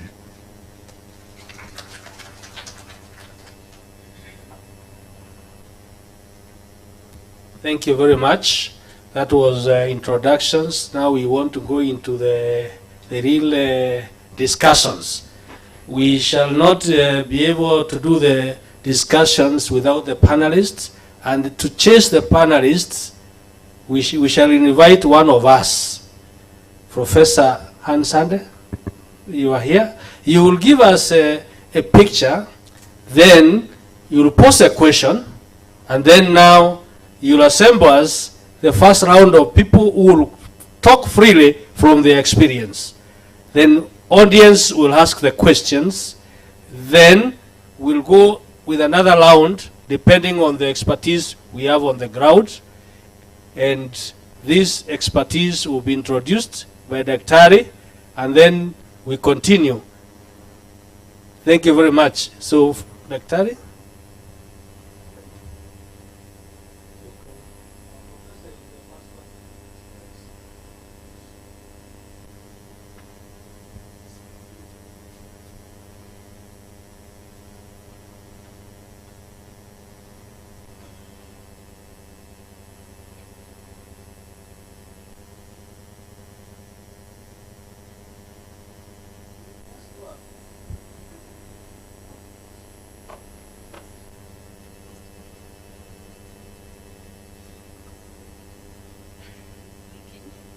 So the Vice Chancellor.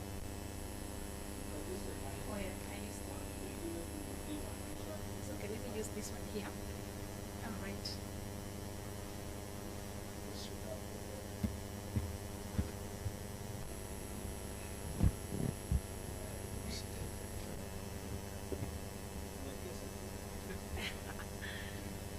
So our Vice Chancellor, our DBCs, Executive Director, Factag, our CACs, all invited guests, good afternoon. My name is Professor Anne Sande. I am a specialist in disaster management and sustainable development. I work at Chuka University in the Department of Social Sciences. I'm here to also echo the climate change and its impact on disasters. I just want to bring out the nexus between climate change and disasters. And there's a picture I'm presenting.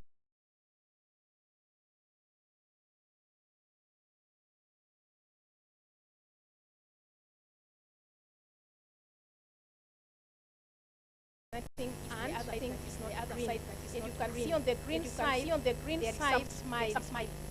The other side, there is some, what can you say? If are uncertain, unpredictability, people don't know what to do. Yes, that kind of a thing. Let's go to the next slide.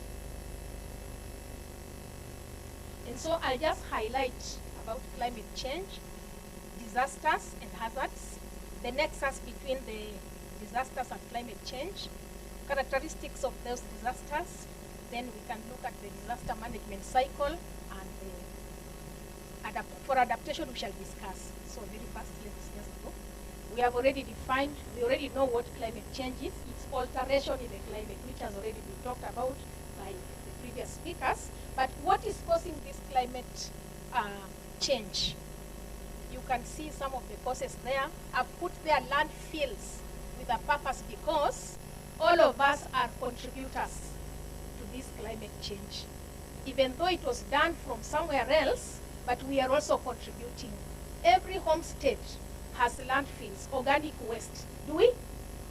We have organic waste. They produce methane gas. There in the middle, there is emission of methane gas, which is bringing about the climate change. We have power plants, deforestation, many of us cut trees, agriculture, the vehicles, most of us have come with them, offshore drillings, fracking, overfishing, all those, they are contributing to emission of carbon dioxide, methane, nitrous oxides, fluorinated gases. Like fluorinated gases come from things like fridges, those electronics that we have, and those kinds of things. What is the impact? The impact is rising global temperature, the global warming, the warming that we are talking about. We have extreme weather events, too cold, too hot, and it is like that. Shifting precipitation patterns, rising sea levels, ocean acidification. So, what is disaster? We have now looked at climate change. Briefly, what is disaster? Disaster is actually a serious disruption of the functioning of the society, and in particular, this climate disaster is caused, this disruption comes about due to climate change, and it causes widespread human, material, and environmental losses or destruction, which exceed the ability of the affected society, so that we have to get external interventions. And for this disaster to occur, there are elements. There are two elements: hazards and the vulnerable elements. What is a hazard? A hazard is a dangerous phenomenon or anything that can bring harm to people or items or elements, something that can destroy. For example, a flood can destroy. Drought can destroy. Fire can destroy. That is a hazard. Vulnerability. Who is vulnerable? Elements like people. Vulnerability means lacking capacity to deal with that destroyer, so that when you meet that destroyer, you are destroyed. For example, people, when we meet floods, we shall drown. When you meet fire, you will burn, like that. So when hazard and vulnerability, now I'm showing the interaction between hazard and vulnerability so that it brings about disaster. There we have hazards, flood, without meeting the vulnerable elements, it has no problem. If a flood is that side and the vulnerable elements are this other side, there is no disaster. But the moment the flood comes, the vulnerable elements come, they interact, then there will be a disaster. So in the middle there is the point of interaction on that figure. You can see the hazards like floods, droughts, wildfires, heat waves. Those are climate hazards, hazards that come about because of climate. When they meet the vulnerables, who are people, animals, environment, infrastructure, economy, then they bring about disaster risk, where climate disasters occur. There are some of now the disasters that have happened. Look at the first figure. We have people affected by that flood. If the flood had occurred without people, there would be no problem. But now people are there, and you can see the way they are looking. They are stranded. Everything has stopped. Those people, some of them are supposed to be at work. They cannot go at work. They are stranded. You see? The whole system has been disrupted. Nothing is going on because of floods. Houses have been flooded. People can't stay there. The society has been disrupted. Looking at the second one, drought. No food, no water. People are disrupted. Work cannot go on as usual. Move on. That one is a landslide. Landslide, you see that house has been immersed. Now people are there stranded, and very many people. By the way, these are things that happened in Kenya this year. There is a railway line that has been drained off. You see? So transportation is distracted. Those are now disasters. So what are the characteristics of these disasters? Climate disasters. They are sudden. They catch people, in most cases, unawares. They have large-scale impact. They affect a large area. Many people, many elements are affected. Some disasters are recurrent, like in Nyando. Year in, year out, we hear about floods. Here in Tharaka, we have flash floods, the ones that water comes from the upper areas to the lower areas. Year in, year out. Japan, we hear about what? What is in Japan? Earthquakes, yes. You see? Yes. So they are also influenced by geographical locations. They can be fast onset or slow onset. Fast onset ones are like floods.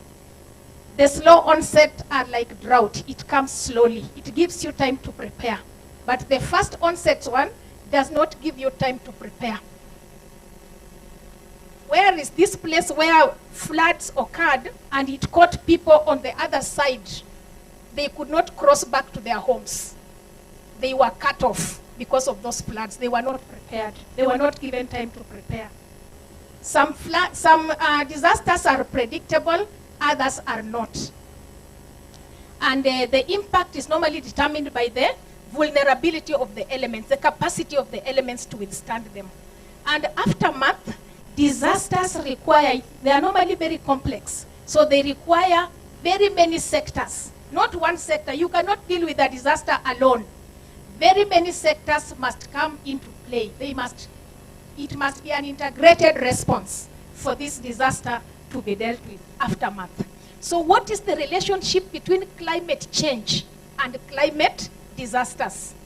The relationship is in the middle there. Climate change increases the frequency of these disasters. Climate change increases the severity, the seriousness of these disasters. Climate change also alters the weather patterns so that it makes the floods become unpredictable. And then climate change also extends the impact to zones that were not initially affected. That is the relationship between climate change and the disasters. Next. Finally, I'll talk about disaster management cycle because very many efforts have been made by various sectors. Globally, internationally, regionally, nationally, efforts have been made here and there. Now, disaster management cycle is just a concentrated framework trying to explain some of the activities that are done during and even after the disasters. Before, during, and even after the disasters. So, the cycle has mitigation. Those are the phases of this cycle. You have the mitigation activities. These are activities that are done during, before, and even after the disaster. So we have the mitigation, preparedness, response, and recovery. This cycle can start from anywhere. Mitigation are measures that are taken to reduce the impact. You are taking measures to reduce the impact. And some of those measures include planning, land use planning, risk assessment, creating public awareness so that you know what is going on. Because most people are usually caught unawares. Creating awareness, environmental management, infrastructure improvement, taking insurance. Those are mitigatory, because when you take insurance, when it catches up with you and you lose certain things, they can be replaced, so you will not be hard hit. So that is mitigation. Preparedness are measures taken so that you can effectively respond. For example, planning, having a contingency plan or emergency plan. You see, contingency plan or emergency plan. For example, let me just pose a question on this planning. How many of you have ever discussed with your families that should a disaster happen and we are separated, let us meet at such and such a place? Have you ever thought about that? Should a disaster happen and one of you was in school here, another one was where, and another one was where do you meet as a family finally? Where will you be united? Have you ever thought about that? That is part of emergency planning. How many of you can have inside their heads the telephone numbers of their spouses, offhand? Spouse, child, or what? At least 3 or 4 telephone numbers that you can call when you are stranded somewhere. How many? Those are the things. Those are the things about the planning, emergency plan. You see? And so much more. Education and training. Education and training, like what we are doing now. Early warning systems, stockpiling. Stockpiling. How many have stocks of food so that should it be declared that there is no food in the market, you can survive for the next maybe 1 month or even 2 months? How many have some hard food in their houses? In your bags, those who have bags and such, how many have some sweets, maybe a bottle of water, so that should it catch up with us here, you can survive? How many? Those are the things. Those are the things now. Engaging in engagement of stakeholders and etc. like that. Then response are the activities. Just go back to that one. Response are the activities that are taken immediately during the disaster, immediately during and after the disaster, like search and rescue. You saw like when the floods were in Nairobi, there were people who went for that search and rescue, and some of them were drowned away. Did you see those things in the media? And that, so search and rescue, those such events, search and rescue, emergency relief, that is provision of food basics.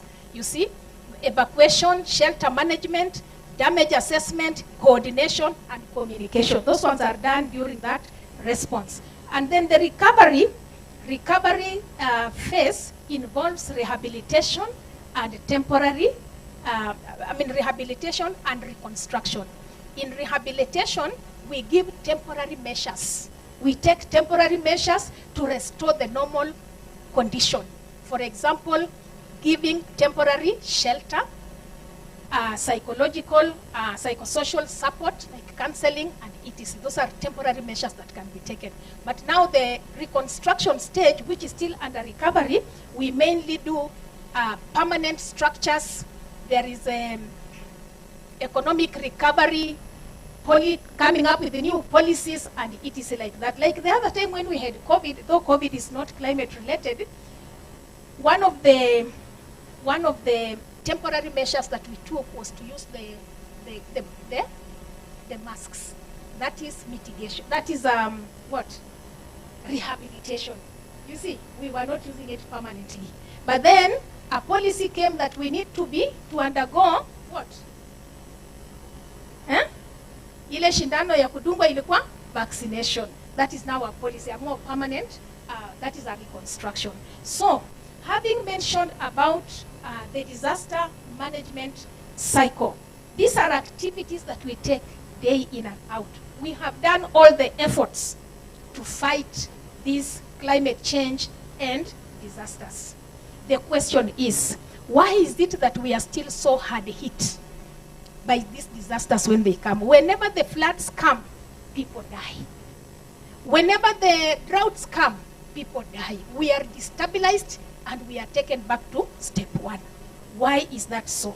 And that is what we want to explore in this discussion, so that we come up with solutions to this problem. Thank you very much. Thank you very much, Professor Sande, for that very interesting presentation. Let's all give a round of applause, please. Yeah, that was a prelude to our core function. Now we are going to begin our town hall proper. And at this point, Professor Mutembe, yeah, just hold on, stay there. I'm starting with you actually, but no, stay there, Director.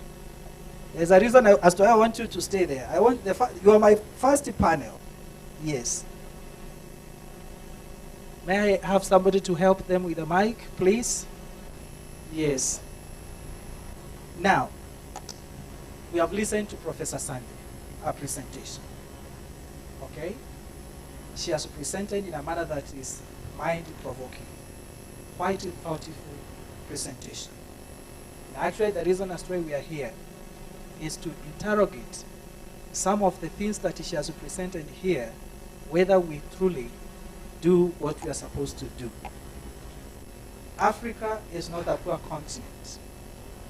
Africa is a continent with enormous resources and huge potential to be able to be resilient, to be able to do anything that is sustainable. However, over time, we have seen many events of devastating nature that have continuously been happening over time. And therefore, this is where we want to begin our town hall, by asking ourselves, climate disasters are preventable. And for sure, we know, based on the presentation that we have been given, climate disasters are preventable. But what is the reality? They are always there in Africa. And the fundamental question we need to ask ourselves is, where did the rain start beating us? Now, my first panel will comprise of these 5 gentlemen and 1 lady. I'll start by introducing them, a very brief citation, not quite detailed, and then we get into the core discussion. I'm not going to start in any particular order, but I can see Professor Mutembe seems to want to say something. No, I'm a participant, but in my participation, I have been practicing disaster management and mitigation since 2009. So I'll share my experience, and I'll tell you where the rain started beating us, especially in livelihoods, and in particular, livestock options. And I think the slide where Professor Sanders brought the cycle, it can remain here. That is the area I'll be talking about. And I think this is a very good mic. And I requested for the slide, one slide that she was presenting, to be on the screens. The one with the cycle. Professor, before we come to the slides, let's first of all appreciate everybody in the panel. We'll come to you. You have already done you have introduced yourself, and we can actually follow that order. Each one of them can take 30 seconds to introduce themselves and how their experience in matters to do with climate change and climate disasters. And then from there, we are going to have various topics that I would want the panelists to discuss, and then we shall have a plenary where everybody can participate. So the first one will have to do with the historical context, so that we understand where exactly did the rain start beating us. But before we do that, I want to give this opportunity to Mr. Peter Malale, just to say something about himself in relation to what we are discussing today. Mr. Peter Malale. Thank you for that conspicuous opportunity once more. For me, what I understand is that climate change is not just a challenge, but it is also an opportunity that will drive us to greater results. Thank you very much, Mr. Malale.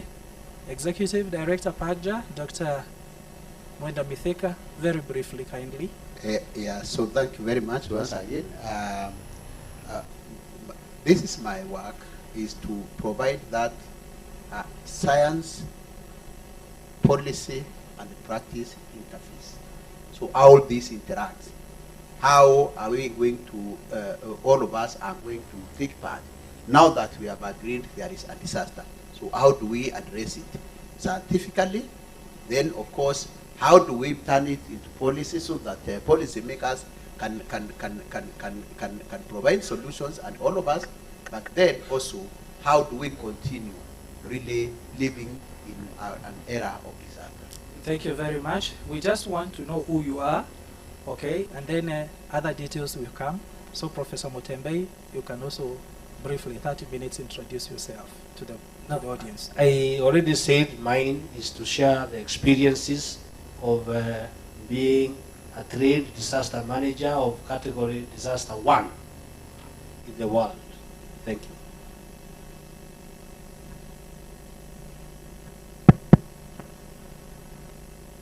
you.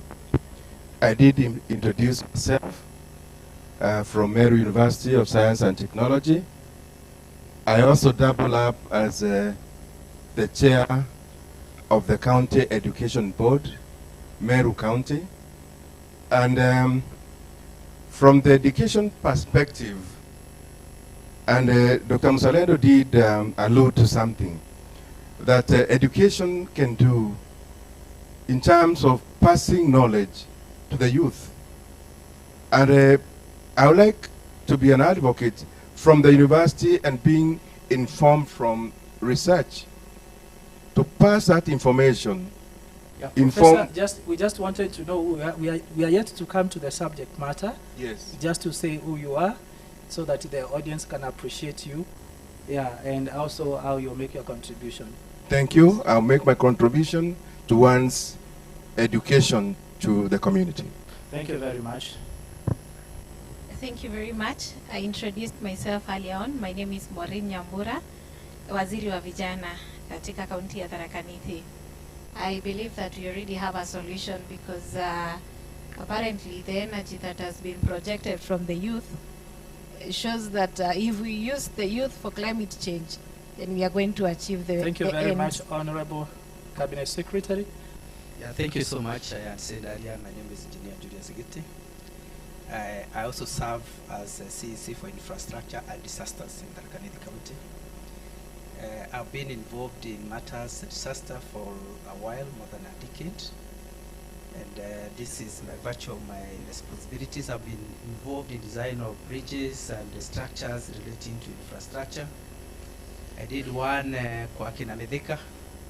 There was a flood that destroyed some bridges and culverts. Okay. Yeah. Honorable. Yes, I want to stop Honorable there. Minister, just to stop there. Yes. We just wanted you to introduce yourself. Audience, can we give our panelists a loud of applause?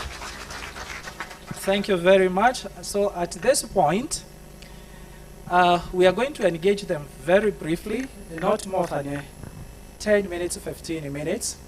The reason as to why you are part of the panel is because, of course, with the exception of Honorable Maureen, you have been in town for a while.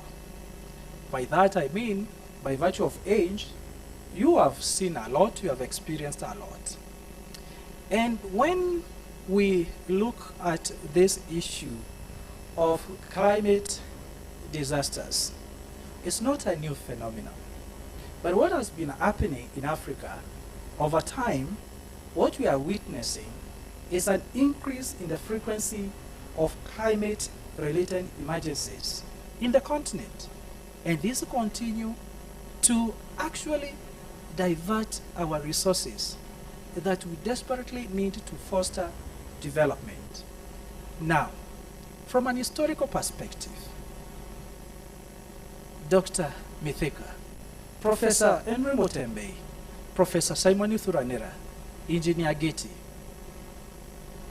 why is it that for many years, we are devastated by climate drought-related disasters that we well know they can be prevented. What is your perspective? Where exactly did the rain start beating us? Professor Mutembei, I can see you want to be the first to go. Let me be the first to go. And for me, I will just start from the connection between the chaser, where a disaster only strikes when there is vulnerability. It means we don't prepare ourselves. We are caught sleeping. That is why it becomes a disaster. You talked about Japan earthquakes. It's not a disaster in Japan. They have prepared themselves. They have put all the infrastructure. It's never a disaster because there is no vulnerability. Let me give examples of the disasters that I have participated in, and mine will be more in lifestyle. Everybody here, including the activists here, we all know when there was a big disaster and off-take animals were to be bought from where they were suffering from a drought. It's inequality. Yeah, that's from this historical perspective. Yeah, we want a historical perspective. I know livestock, crop farming, these are livelihood issues, but our interest, so that we have to reflect back and then ask ourselves, really, where now did our boat start sinking from an historical perspective? So personally, disasters and Kenya, they are of the same age. That's one I can tell you. They are of the same age. It's only that hazards are not converted sometimes to a disaster. But any hazard in Kenya triggered, we are vulnerable. It is as old as when the colonizers were here. That's what I'm saying. Thank you very much. Let's now hear from Engineer Gete. Yeah, thank you very much. We've lived in Kenya for a while and we've seen what has been happening. There's something in design of structures we call return periods. This is historical.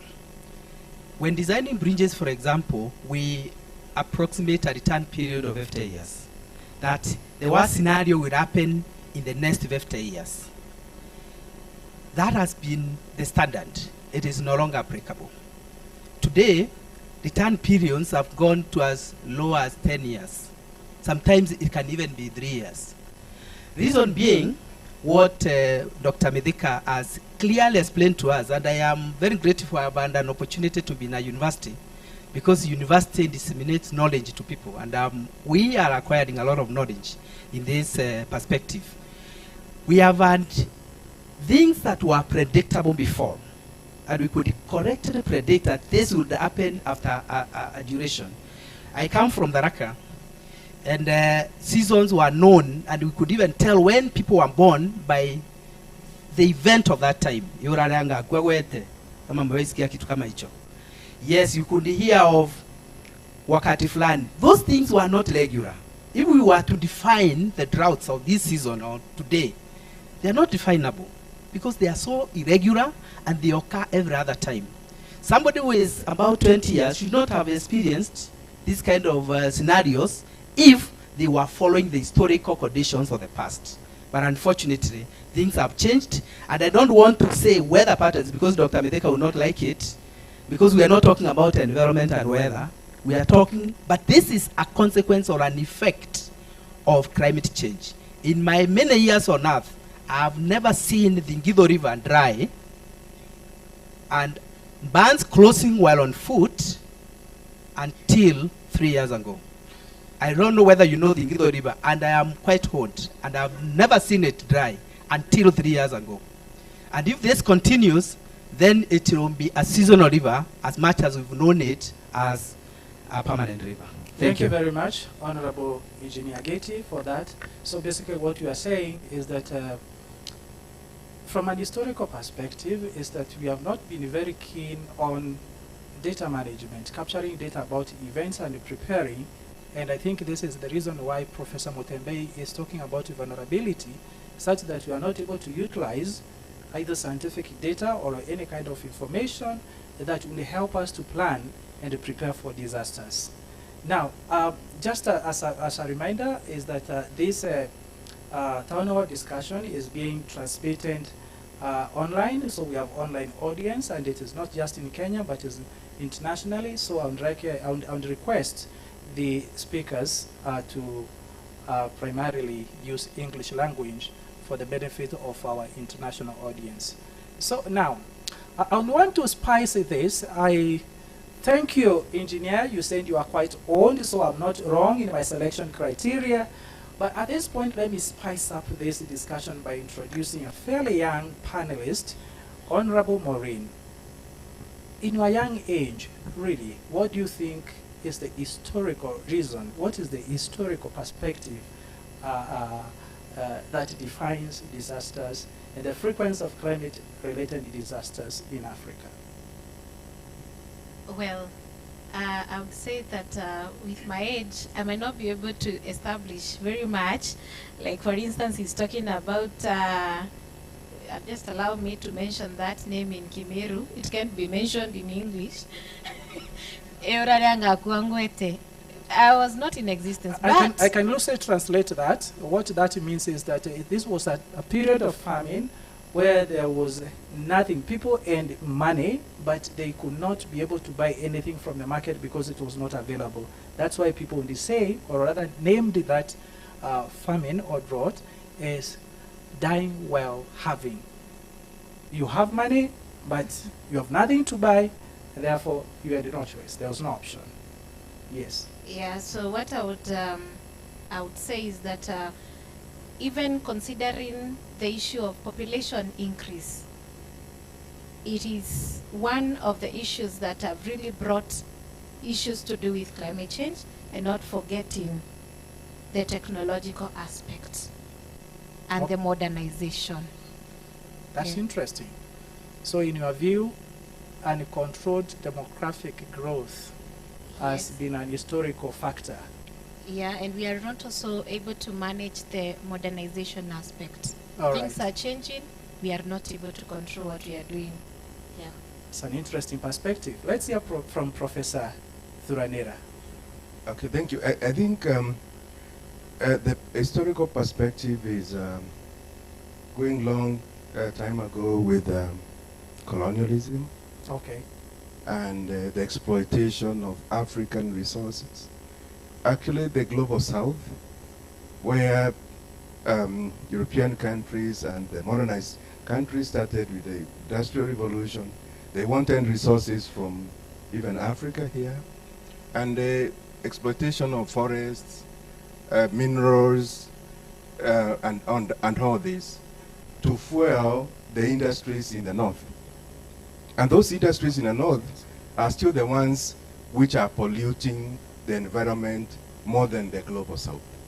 That's why we are even having a discussion of what Mzalendo was saying, compensation of the countries in the global south for injustices which were done during that period. Finally, is the issue of us, especially in Africa, not maintaining our indigenous knowledge. Indigenous knowledge, our great forefathers knew even how to conserve the environment. They knew even the crops that would grow, and they would be able to sustain the bad weather and the environment. So it's a time we went back as scholars to even document some of this. So those are the two perspectives I would like to share with you. Thank you very much, Professor Thuranira, for the thoughtful contribution. Now, Dr.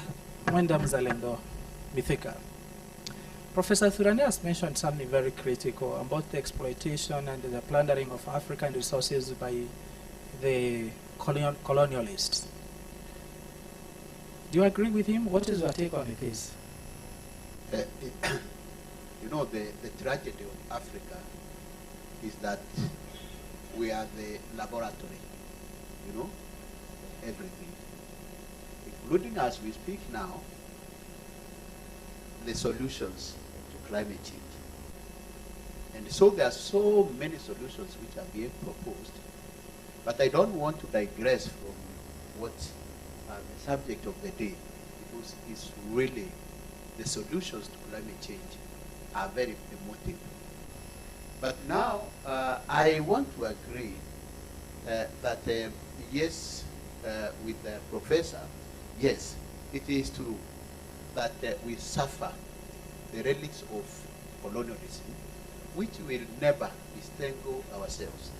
And the discourse actually which we have now, in terms of even now the biggest discourse or in the world, because the topical issues at global level in the global geopolitical interactions as we speak now, wherever international meeting you attend, are few. Number one is climate change. Okay. Number two is the war in Israel and Hamas. Is the war Ukraine and Russia war. Somebody will say Russian invasion of Ukraine, wherever you are standing. We have also cost of living. We have energy crisis brought by climate change, and all these and the food and cost of living. That's why you can see people are fighting. And so, when it comes then to this, and that's why we are tracing the historical contribution of the rich countries on climate change in their process of development. So we were not deprived only on colonialism, but we can go as far back as 17th century when the Industrial Revolution started happening, you know, during the American War, when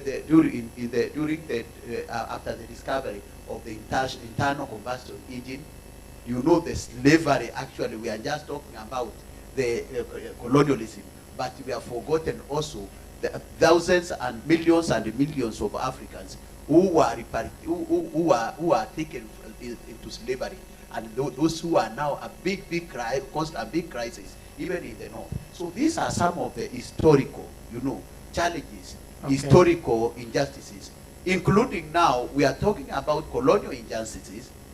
We are talking about now the slavery, and now we are talking about what? Climate justice. So how are we are going to solve this? Because in fact this is more critical. The current crisis which we are addressing, the only way we have to deal with it is for us to have dialogue with those who have caused the problem, so that we can be able to build a disaster adaptation, climate disaster adaptation, as the presentation was Professor Sada. Yeah, thank you very much, Dr. Mitheka. But I'm coming to you before you pass the mic to Mr. Peter. During the introduction, when you had a moment to speak to the audience, there's something that you said that struck me, and I started really thinking deeply. You mentioned that during dry spells, there are women who would be called. They would go to a mountain, make their prayers, and then before they come down, there is a heavy downpour. Africa is known to be rich and diverse in terms of culture, which includes our belief systems. Do you think our belief systems, in a way, have contributed to our laxity in terms of preparing and handling disasters? A case in point, I've heard some people say, if there's a landslide, or if there are floods, or if there's an invasion of pests like locusts, it's gods that are punishing people. What is your take on that?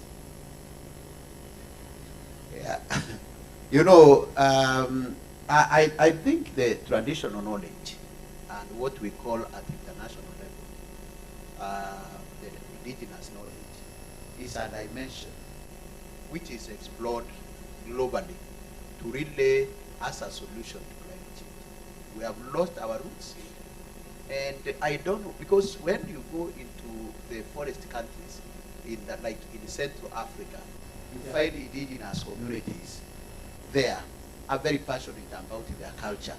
There are those who are called even rainmakers. They make rain. We have even rainmakers in Kenya, in the Kakamega. I have heard people who are called, how they do it. They don't manufacture, but believing in those beliefs, Like the women, I was talking about the pure women. When I talk about pure women, I believe that you understand what I mean. Those with that purity, that they were selected, that there were some things which were done to them. I used to witness this. They go when there is no rain, they go to Nyambene forest. That time we had a very deep forest there. I'm told I never went there, but you know there were stories that when they go, they visit the forest very early in the morning. They throw the what do we call that small millet? No, Finger millet. Finger millet. Yes. They went and honey and those others. They throw it into the forest, and then I'm told there was small lakes into the forest which used to pave way, and then they see it. By the time they go back, they are followed by rain. So that is Okay, Dr. Mithika, let's leave that realm of rain making. Yes. Africans, some communities are known So to have. what I'm saying is yes. Yes. I think the answer yes. I think we need also as a solution, we need really to invest in our indigenous knowledge. Thank you very Not much. everything African is bad. Yes. Because the Gen Z has abandoned their ancestors. Thank you very much, Dr. Mithika, for that. You are interesting views. Yeah, in Africa, I know there are some communities that claim to have rain makers. And I think probably, and I don't know, this is the reason why we have even in modern day rain makers that are doing cloudy seeding. And then we're experiencing a lot of downpour. Anyway, away from that, Mr. Peter, you have been actively involved in advocating for climate action. And I want to believe the basis for that is that you must have been concerned about the history and the way climate disasters are approached. In your view, what is your historical perspective about the frequency of disasters, climate disasters in Africa? Just briefly. My version of understanding about the history of climate disasters, number one, when we aborted our culture. Aborting our culture is what is leading to the current situations that you're facing. Number two, industrialization is also a serious thing that is leading to the disasters that we are facing. It's not bad to embrace industries, but if we're embracing these industries, do we have the policies that are going to regulate pollution? So we were very, very much excited when an invention comes, especially in Africa or in the world. When somebody comes up with an invention, people are so excited, but they don't look at the end challenges or the consequences of that invention. So maybe in a nutshell, there are three things that are actually contributing to the disasters that we are facing. Aborting our culture, that's number one. Allowing industrialization without proper policies and regulatory processes. Then number three, over-excitement whenever we are facing a new invention. So those are the things. Thank you. Thank you, Mr. Malale. Thank you for that. Ladies and gentlemen, we have come to the end of the first round. I would like the audience to keep their questions if they have, and perhaps you're going to ask these questions at the end. I would want now to slightly make the panel thin, so I'm going to kindly request some of the panelists here to just join the audience, and then I'll be left with Dr. Mithika, Professor Andrew Mutembei, and Engineer Getty.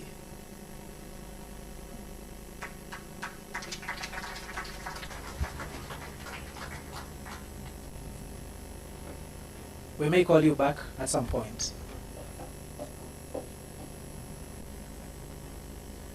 Yes. Now, based on the presentation that Professor Sande made,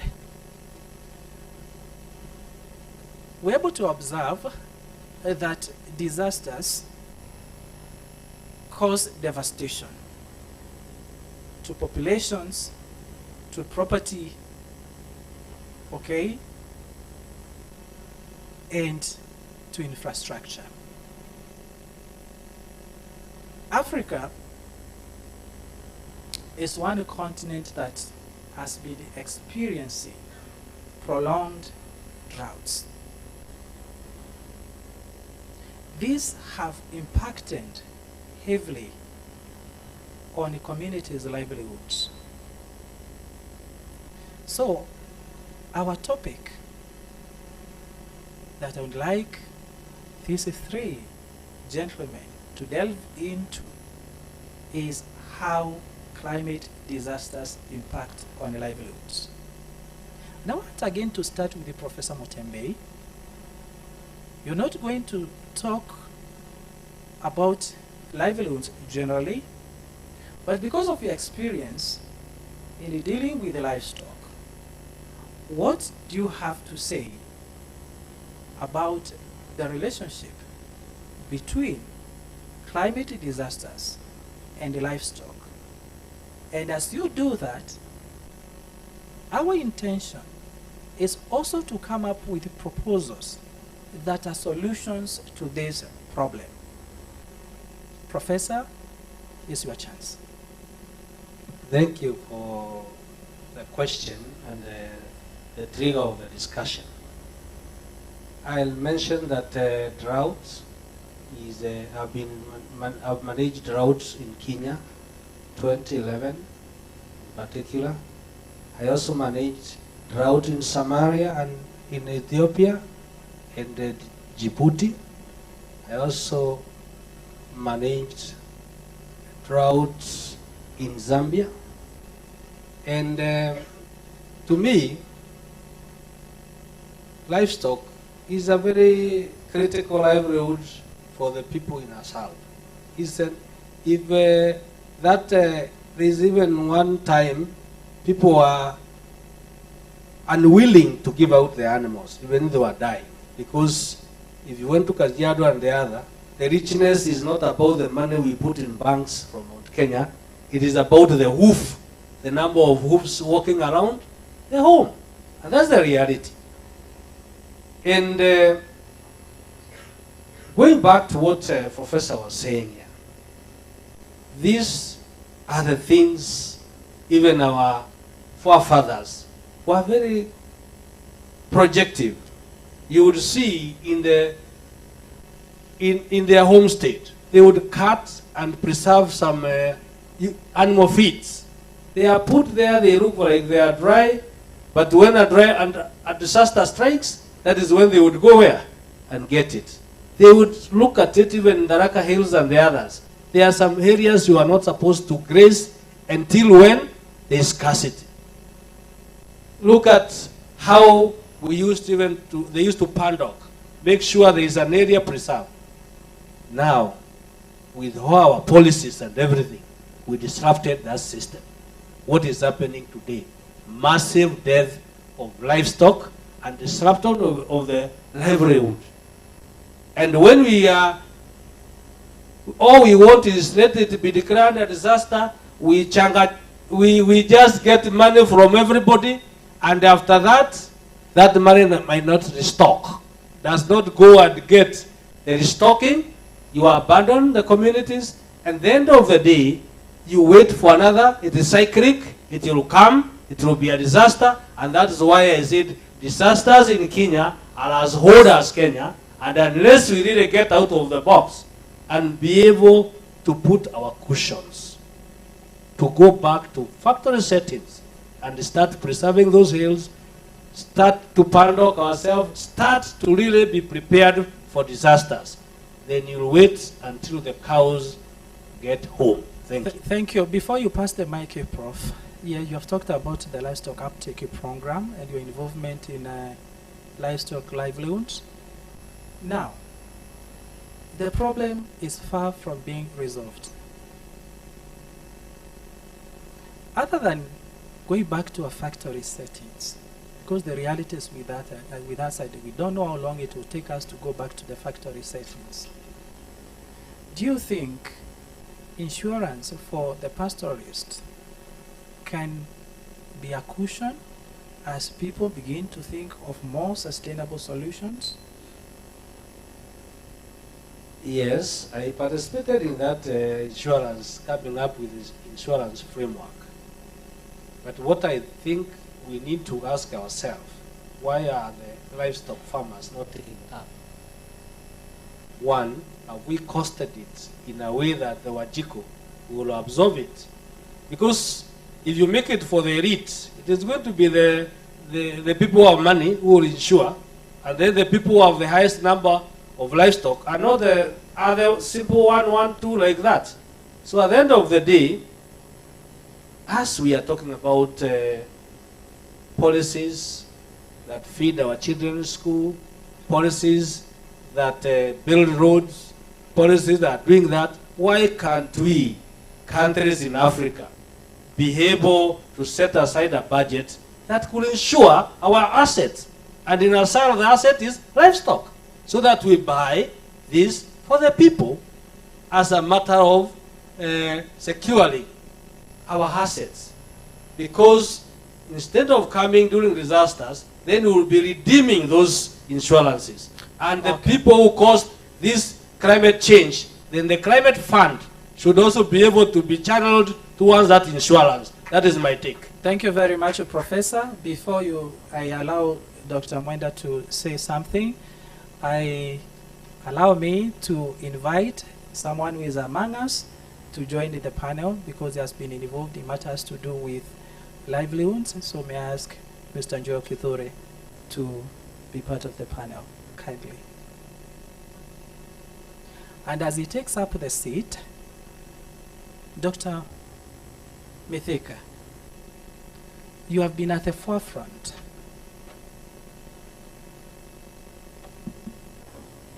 You have been at the forefront in the advocacy of climate justice. Kindly, you can you join Waziri over there?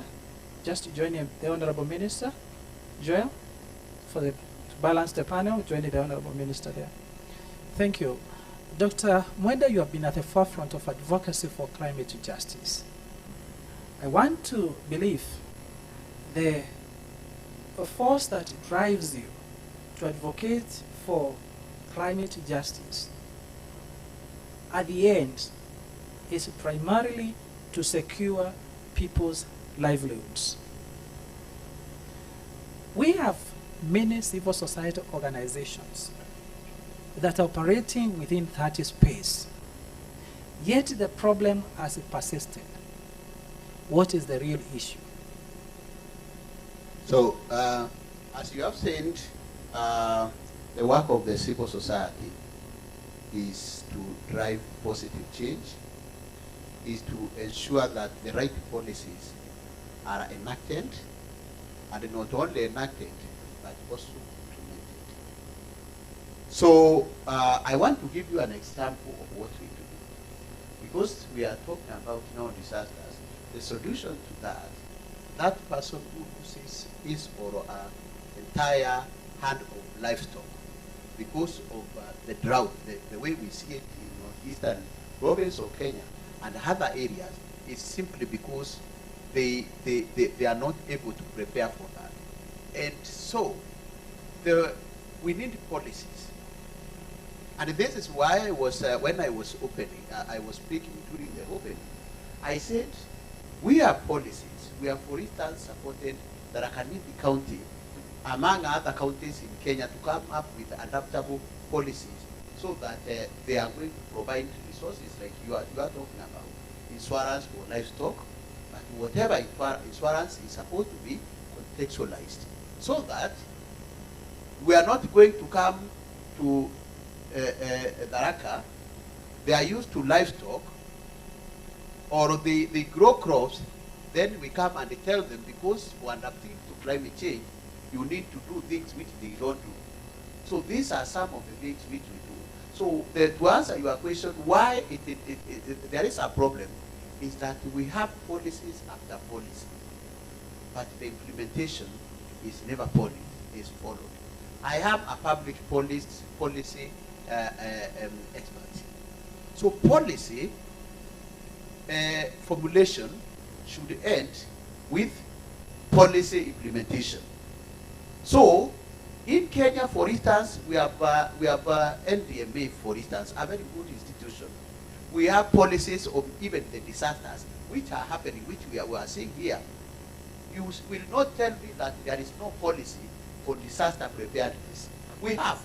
We have policy for national climate change and adaptation policy, action plan. We have the national climate change response strategy. But the government, whether it is the county, whether it is the national government, whether it is African Union, whether it is UN, they are very good in policy formulation and strategies. But when it comes to implementation, that is where the biggest problem is. Don't think that we don't have policies like Japan, which has no variability, which we were being told. But Japan puts, just a minute, Japan puts money, you know, even if you develop those policies and you don't put money there, then it becomes a problem, and that is the fight which we have at international level. Thank you so much, Dr. Mithika. I think what you are basically saying that you have answered the question, where did the rain start beating us? Because it's that we have policies, but there is little funding, and also the implementation of policy is not as sufficient as it's supposed to be. Now, Honorable Engineer Gete, you work with the government. As a minister of the government, we know that policies are formulated by the government, they are funded by the government, and they're implemented by the government. What is the problem with the policy implementation? And generally, not only in Kenya, but in Africa, I want to believe you have vast experience of different countries.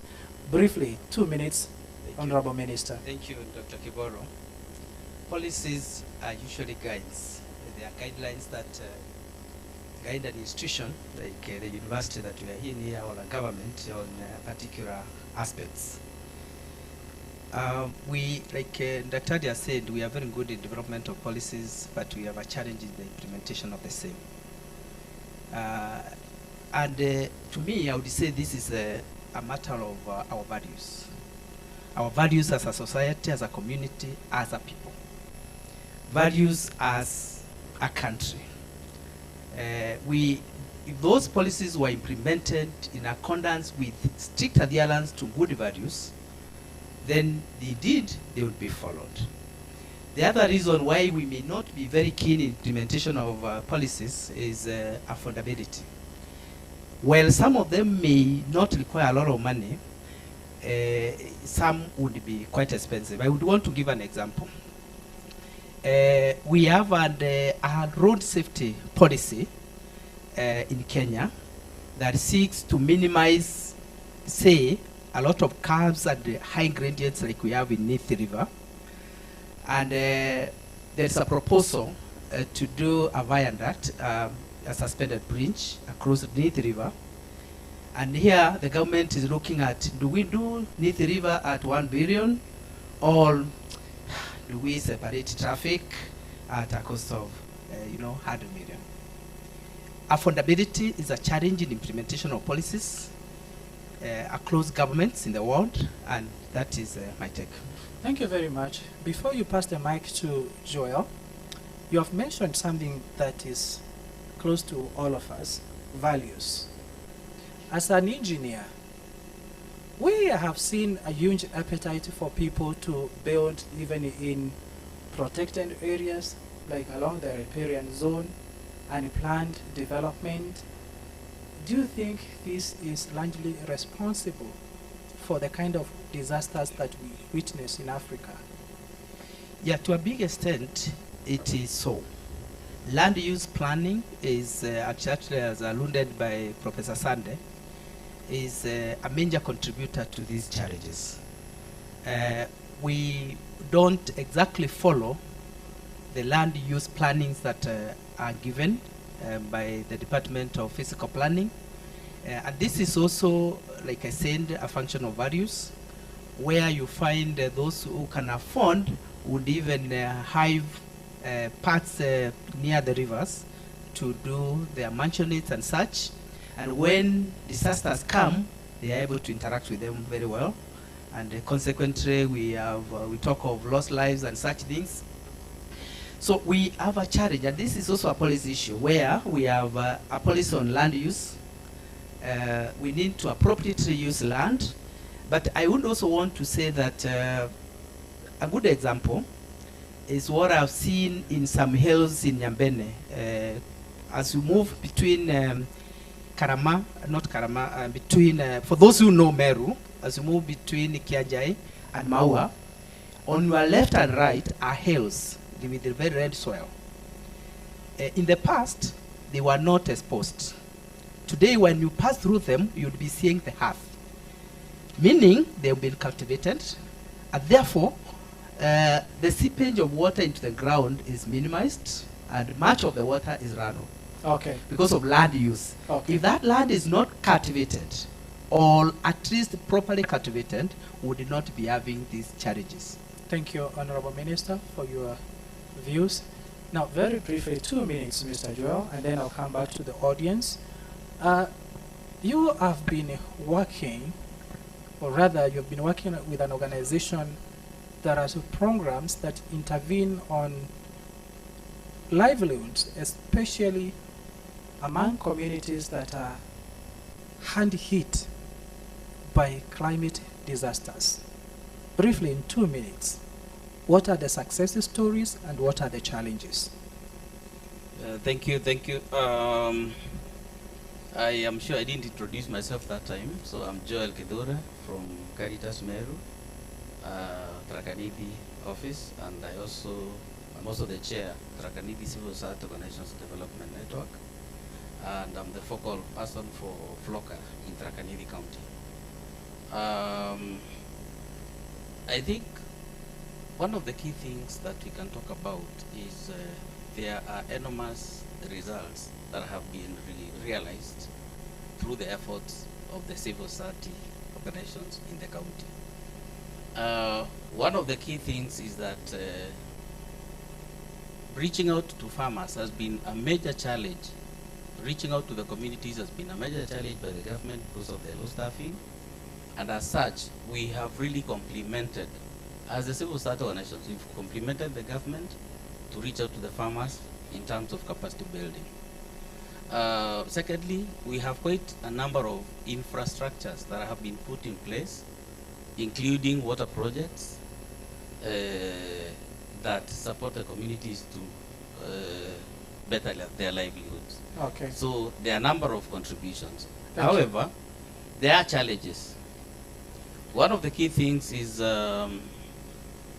we have policies that we've supported, but have not really been implemented. And I guess this, I believe this has been alluded to by the CECM because of perhaps lack of inadequate resources and probably due to lack of structures that go down all the way to the community level in terms of ensuring that they are, the community is aware about these policies. Okay, okay. Yeah. Thank you very much for your contribution into this town hall discussion. At this point, ladies and gentlemen, allow me now to turn to the audience so that if you have a comment or a question to make, and you are taking a maximum of 5 questions, and I would like them to be distributed in the following order. Let's have a question from the youth, from women, from special groups, and from men, in that order, kindly. Briefly, and please make your question as brief and precise as possible. Yes. Your Excellencies, dignitaries, good afternoon. Good afternoon. My name is Evans Mushanga. I'm a law student at Chuka University, and I'm also the president of the Student Association here at Chuka University.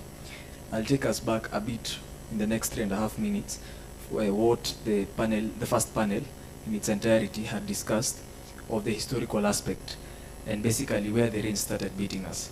I also find that there is a niche that is there, especially when it comes to industrialization and also environmental protection or conservation. And I do find that, in particular, I read an article that, for example, cited the radioactive substances that were actually deposited in the 90s in the northern parts of Kenya.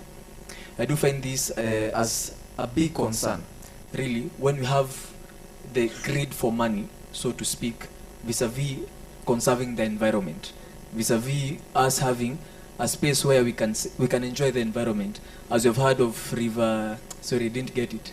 Yes, and those other natural rivers that are there. I do find there's that grid that is there. That's a general comment. My question will be posed to especially the indigenous communities that live in the forest. For example, I have gotten to interact with the Kenya National Commission on Human Rights reports, and I've seen communities such as Ogiek, the Sengwer communities. They were chased out of the forest, and yet, in my view, they were not actually, destroying the environment. They were living harmoniously. This is a part of them. This is culture. So they were preserving the environment in their own self and nature. But you find that the government chased them away, and the government said, no, we have to conserve the environment. We have to protect the trees. But taking us back to the 70s, when the Ogiek, for example, were chased away, and it was a big issue in the African court, you see that afterwards, the government went and exploited the trees. Really, are we living up to what we are speaking, or we're just preaching water and drink? Thank you very much, Ivanso, for your good question. I think even before we proceed, so that aspect does not escape our attention, I think Dr. Mwenda, you can respond to that question, whether, because you deal with matters to do with climate justice, and when indigenous communities are displaced or dislocated from their areas or areas that they have lived for the longest, yet these people have been conserving that resource. What should be the best action so that the livelihoods and the culture, way of life, and everything about such communities, or like Ogiek and others, they are not dislocated, they continue living their normal lives? So those are what we call fundamental issues of justice, the imperatives that people have been uprooted while purporting to correct the mistake which is not theirs. Those who are doing that, they are doing that because they want to provide solutions. And that's why I'm talking about, I was giving the example of indigenous communities. You have to recognize their way of life. There are those hunters and gatherers, as you have rightly said, who lives in the forest. They have to be respected.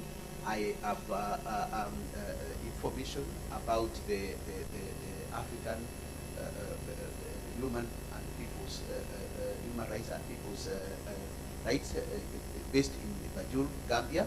They end a positive ruling. The government of Kenya has dragged its feet in really implementing that decision. Is the issue which we are practically following, and we will never rest until those people are set to, because it is their right. I like your concluding remarks. You will never rest until their rights are protected. Next question. Our honorable panelists and audience at large, good evening. Good evening. Good evening once again. Good evening. I want to start by saying that climate change is a disease.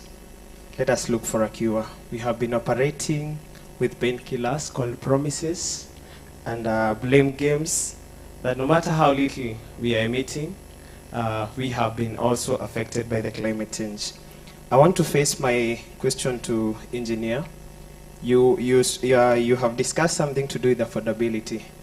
When it comes to the impact of life to the people that the climate changes are affecting, do we really take on the affordability, or we take of the value of life of the people who are being affected?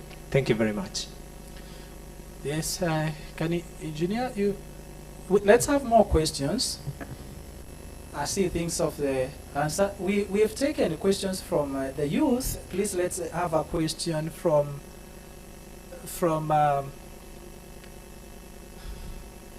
now from academia. Let's have Dr. Kubai from Meru University of Science and Technology. Oh, he addressed, okay, then from Kenya Methodist University. Yes. You say your name and very brief question. Thank you very much. My name is Dr. Nicholas Mwenda. I am a chemist, and I believe chemists are part of the status of industrialization, but we should not be blamed because you are solving your problems, and we still continue solving our problems. My question is directed to all of us in this house. The problem of climate change, as my namesake has said, starting long time ago, the problem is in our mind. The moment we analyze how we think about ourselves as Africans, we shall solve our problems, our mind. Thank you. Thank you very much. Yeah, he's referring to our mindset. Yes. The lady, now we want it from a lady. Yes. Next to Dr. Mwenda. Yes. Your name and the organization that you represent. Okay, my name is Ruth Kawira, Executive Director, Netcare. Also, I'm the regional focal point, KPCG, which is under Pacture. And also, I'm the regional coordinator of Greening Kenya Initiative Trust, which is a government trust. And also, I'm the appointed focal point of Meru County on FLOCA. And also, I'm a mother and an alumni of Nairobi Summer School. Thank you. So, I have the experience. Mine is just a comment on youth. Briefly, please. One, when I went to summer school for those 12 days, in fact, we were 14, there's something unique I learned. Youth from Malawi, Nigeria, and Kenya, one from Meru, from Nyeri, when we were sitting together, you could never know whether they don't belong to one mother or father. Someone from Morocco, South Africa, and Malawi, when sitting together, when sharing, you could never know whether these people come from Africa. They all look like one man family. But do you know what? Us, as the parents, when you are talking about the roots, we are the people who are teaching those children about nepotism, corruption, and then even the destroying of our ecosystem. The other day I was going in a matatu, and a police officer took money on the window, and the small boy asked me, PP1, what is he doing? I told him, that is a corrupt officer. When you grow up and you become a policeman, don't do that. What am I trying to talk about these historical injustices? Beyond all, even as we have contributed, and unless we say sorry and repent on to these young men, we have already put poison on climate change and those injustices in there. Thank you very much. I think your point is home. You're basically saying that the kind of values that we have, they are the contributors to the kind of problems that we face as a society. Another question now from special group. We have a question here.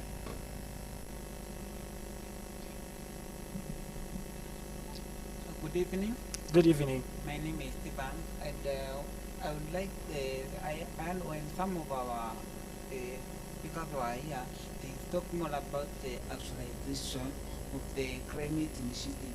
We have a lot of discussion from day to day. We come here, we talk much, but the government or the climate actors, we need them to tell us and to be able to explain to us how can we actualize the initiative that we have in the society. We are talking much, we are having a lot of planning, but when we come on the matter of the implementation, it is becoming a challenge. How can we actualize whatever that we have? Thank you very much. Professor Mutembe, you are the one to respond to that question. When are we going to stop the rhetoric?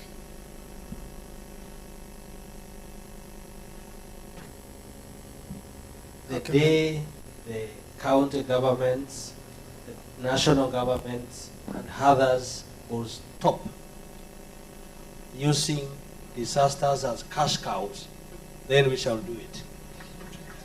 I'm saying this with a lot of experience because even we had very good plans during the recovery and mitigation for those droughts.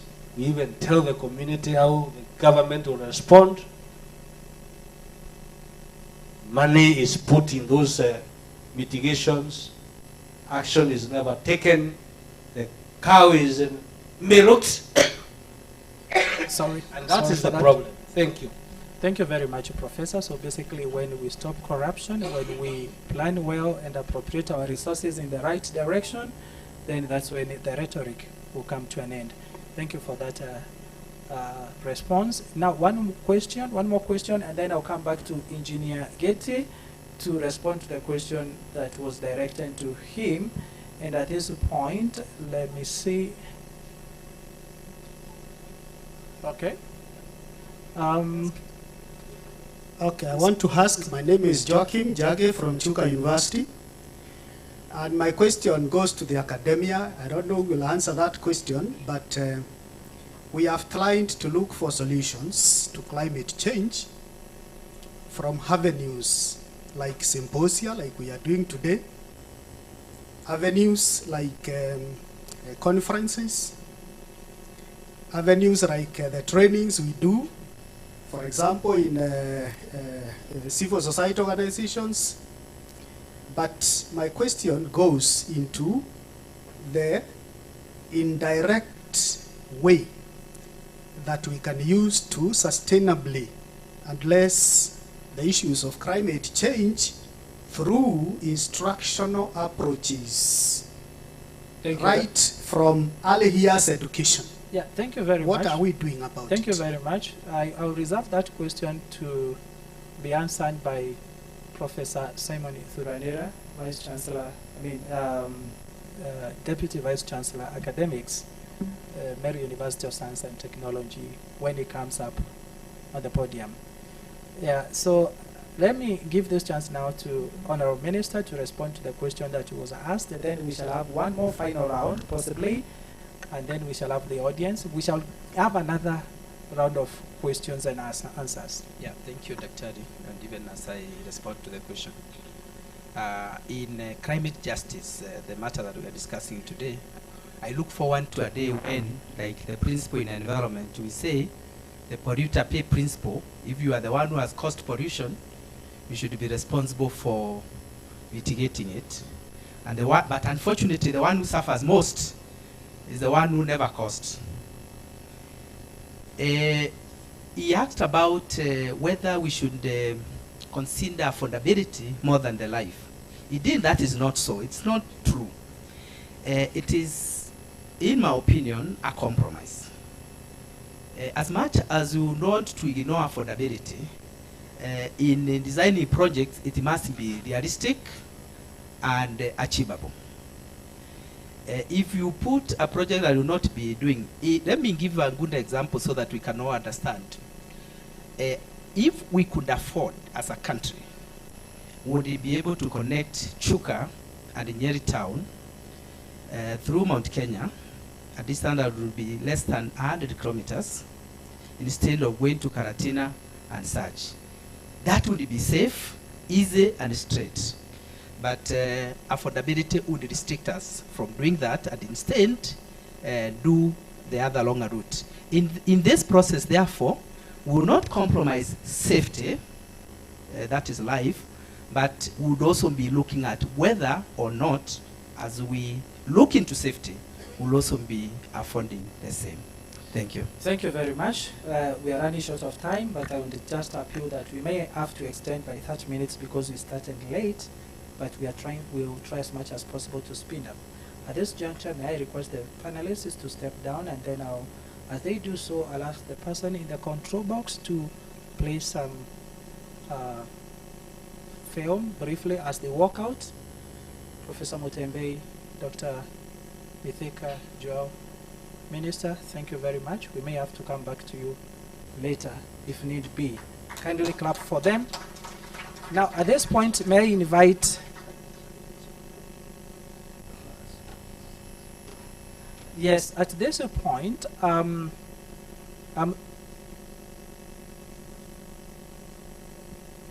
yes, at this point, I'm reminding that our chief guest today was not able to be here physically, is online. Should want to say something? Not yet. When she's ready, let me be alerted. Thank you very much. So the next panel, I would like to invite Professor Simon Ithuranira, Professor Gilbert Nduru, Honorable Minister Maureen. Oh, she left. Yeah, somebody to represent the youth, because we need to interrogate their role into this. Who is going to represent? A lady. We need a lady now. Why is the Deputy President, Chuka University? Yes. You can be joined by another student leader from Embu from the University of Embu. Yes. Yeah. A lady, quickly. I said we play a clip as they come. Please, the people who are the control box.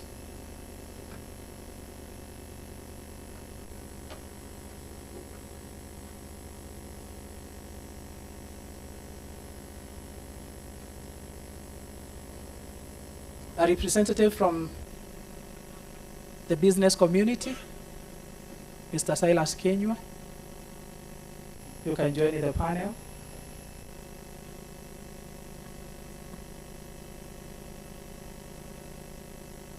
And somebody from special group. Mr. Mawera, you can take up. Yes.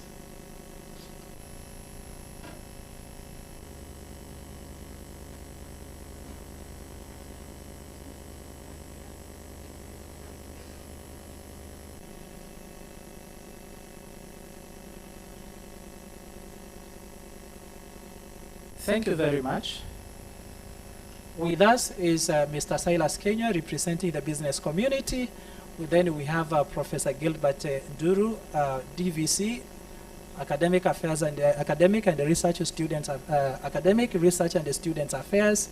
The next is his counterpart from Nehru University of Science and Technology, Sim Docket. And then we have our Deputy President of Chuka University Students Association. She's Chebet, Madam Chebet. And then the other one is our counterpart from University of Embu. Yes, your name please? Gaudentia. Yes, and Mr. Mawera Adefayed representing special group. Now, this will be perhaps the shortest round of discussion. And it will be eclectic. In other words, we are going to mix issues. There's a question that was asked, and I want this one to go to the professors who are in charge of academics and research. There's a question that was about what is the role of research. We have been doing a lot as universities and research institutions. What has been the impact of those research, the studies that we do? And I would like to give each one of them a minute or two to respond. Do you think the studies that universities, professors do have an impact in mitigating this phenomenon of climate disasters? I'll start with Professor Gilbert Nduru.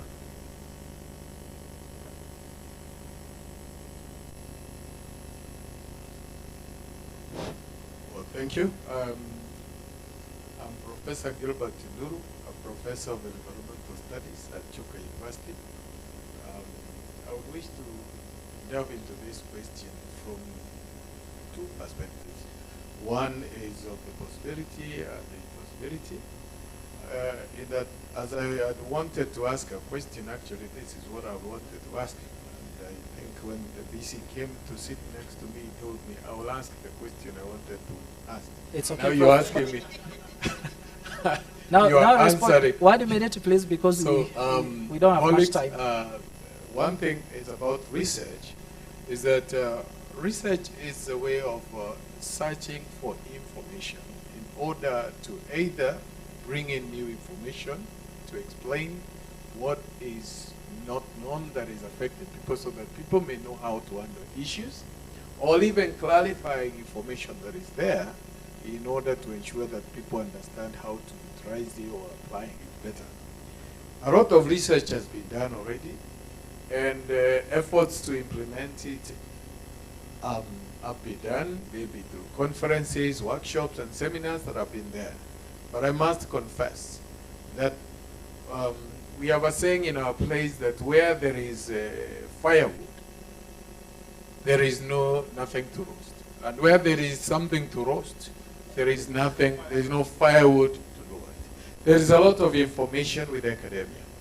We have done lots, and when you go into our archives, you'll find all these, actually all questions about climate change, what it is, what is the problem, how to solve it. Please, there. Prof. The problem is that, let me finish, to say that the problem is that the people who generate the information are not the ones with the power to implement it. And therefore there is a disconnect between the researchers and the people to implement, so that policy is not mainly influenced by policy, by information and research. Rather, it is informed by policymakers' interests. Yes, thank you, Prof. Let's now go to Professor Simon Ithuranira. Professor Simon Ithuranira, as you have heard from your colleague, is that there's a lot of knowledge in the universities, but they do not have the resources to implement the recommendations that they come up with after they have done their studies. In your view, why is it that the academia cannot bridge the gap with the policymakers so that they collectively do their studies together, so that they cut, the period to implement those policies, and for purposes of ownership? What is the problem? 1 minute or two. Thank you very much. I remember there was also a question from the audience about how instructions in schools, universities can be used to also mitigate climate change. And I'd like to say that, again, the policy should be in place, like in the new CPC, that issue of climate change should be focal even in the curriculum, all the way to the university. In many of the universities right now, they are doing away with the usual common units that are done in the universities. We are used to communication skills, HIV/AIDS. Maybe the disaster now is not things like HIV/AIDS, but the disaster is climate change. Now, the other issue you've talked about, my colleague has put it very well, about research. And I want to support, most of our research actually are lying in our libraries, including in this university, in our computers, gathering dust. But when the policy makers are making their policy, they don't normally consult even these researchers we have. Another issue is funding. I'm happy with what the government is doing with NACOSTI, NRF, and a certain percentage of the money of the government going into research. You'll be surprised, even AstraZeneca, which was developed by Oxford University, was done in conjunction with Kenyan scientists working in Kemri, in Ilamu, and those areas. But all the credit went to Oxford University. Okay. Finally, give me this second. All right. 1 minute. Our researchers have a problem with something called intellectual property. We don't protect our research. That's how it ends in the West. And we have brought that knowledge as very innovative from the West when it originated from our young and old researchers in this country and in Africa. Thank you very much. Thank you very much, Prof. My concern was why is it that the academia, now that we have the Honorable Minister here, is an engineer, when you are coming up with a research project, being a government minister, if he is into 30 projects, then that will actually make your findings more implementable because it's part of the process, something like that. Anyway, to the online audience, we are going to shift language briefly and then we'll come back, so please don't leave. We want to switch to Swahili. Bwana Silas Kenywa, wewe unawakilisha wale ambao wanafanya biashara. Ni ukweli. Mara nyingi tunaona wakati kuna majanga, pia biashara zinaathirika. Je, maoni yako ni gani kuhusu jukumu la wanabiashara katika kukabiliana na hili janga la majanga ambayo yanatokea kwa sababu ya mabadiliko ya hewa ama ambayo inaitwa kwa Kiswahili tabia nchi. Nashukuru. Majina yangu ni Cyrus Kinywa, mwanabiashara Chuka Town, CEO Emergency Traders Limited.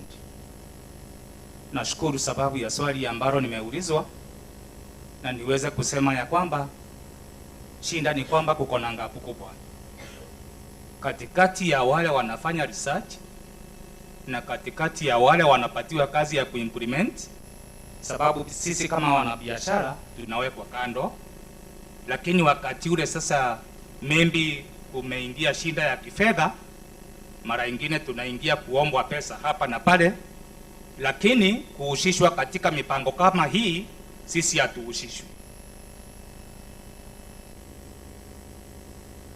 Nimenyamaza kwa muda kwa sababu ni mambo mazito hayo.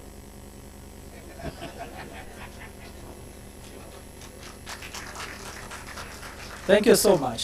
Yeah, that the business communities are handily involved in the process of planning for disasters. They are only involved when they are required to contribute, to fund communities or populations that have been affected by disasters.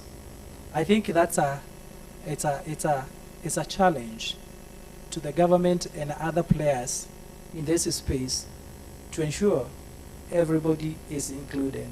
Thank you so much, Mr. Silas Kenya. Thank you. Yes, let's now explore the role of the youth in disaster management. The role of the youth. We have two leaders, students leaders. We know very well that young people have enormous potential. They are technologically adept. They're innovative. They have the energy. But now and then, when there are disasters, or when it comes to disaster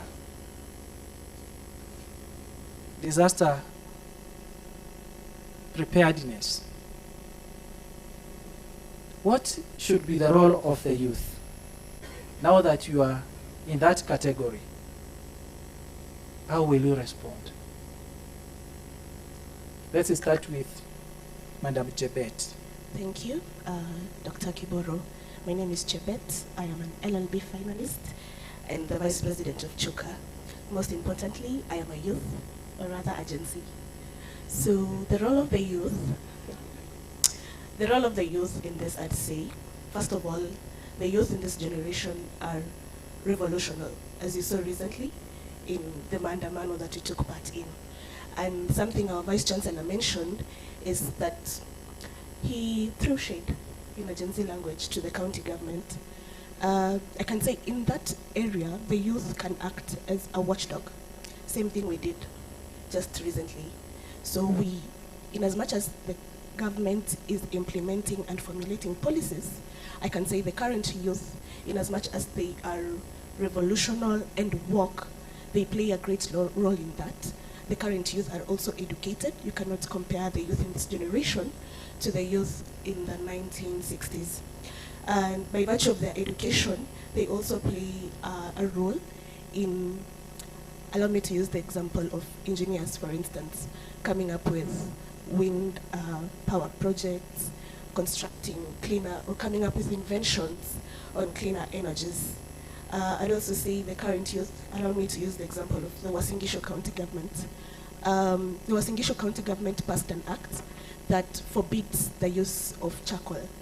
If you look at that, most of the youth are the ones who are involved in charcoal burning and production. You cannot tell me a grandmother and a choma maka, it was the youth.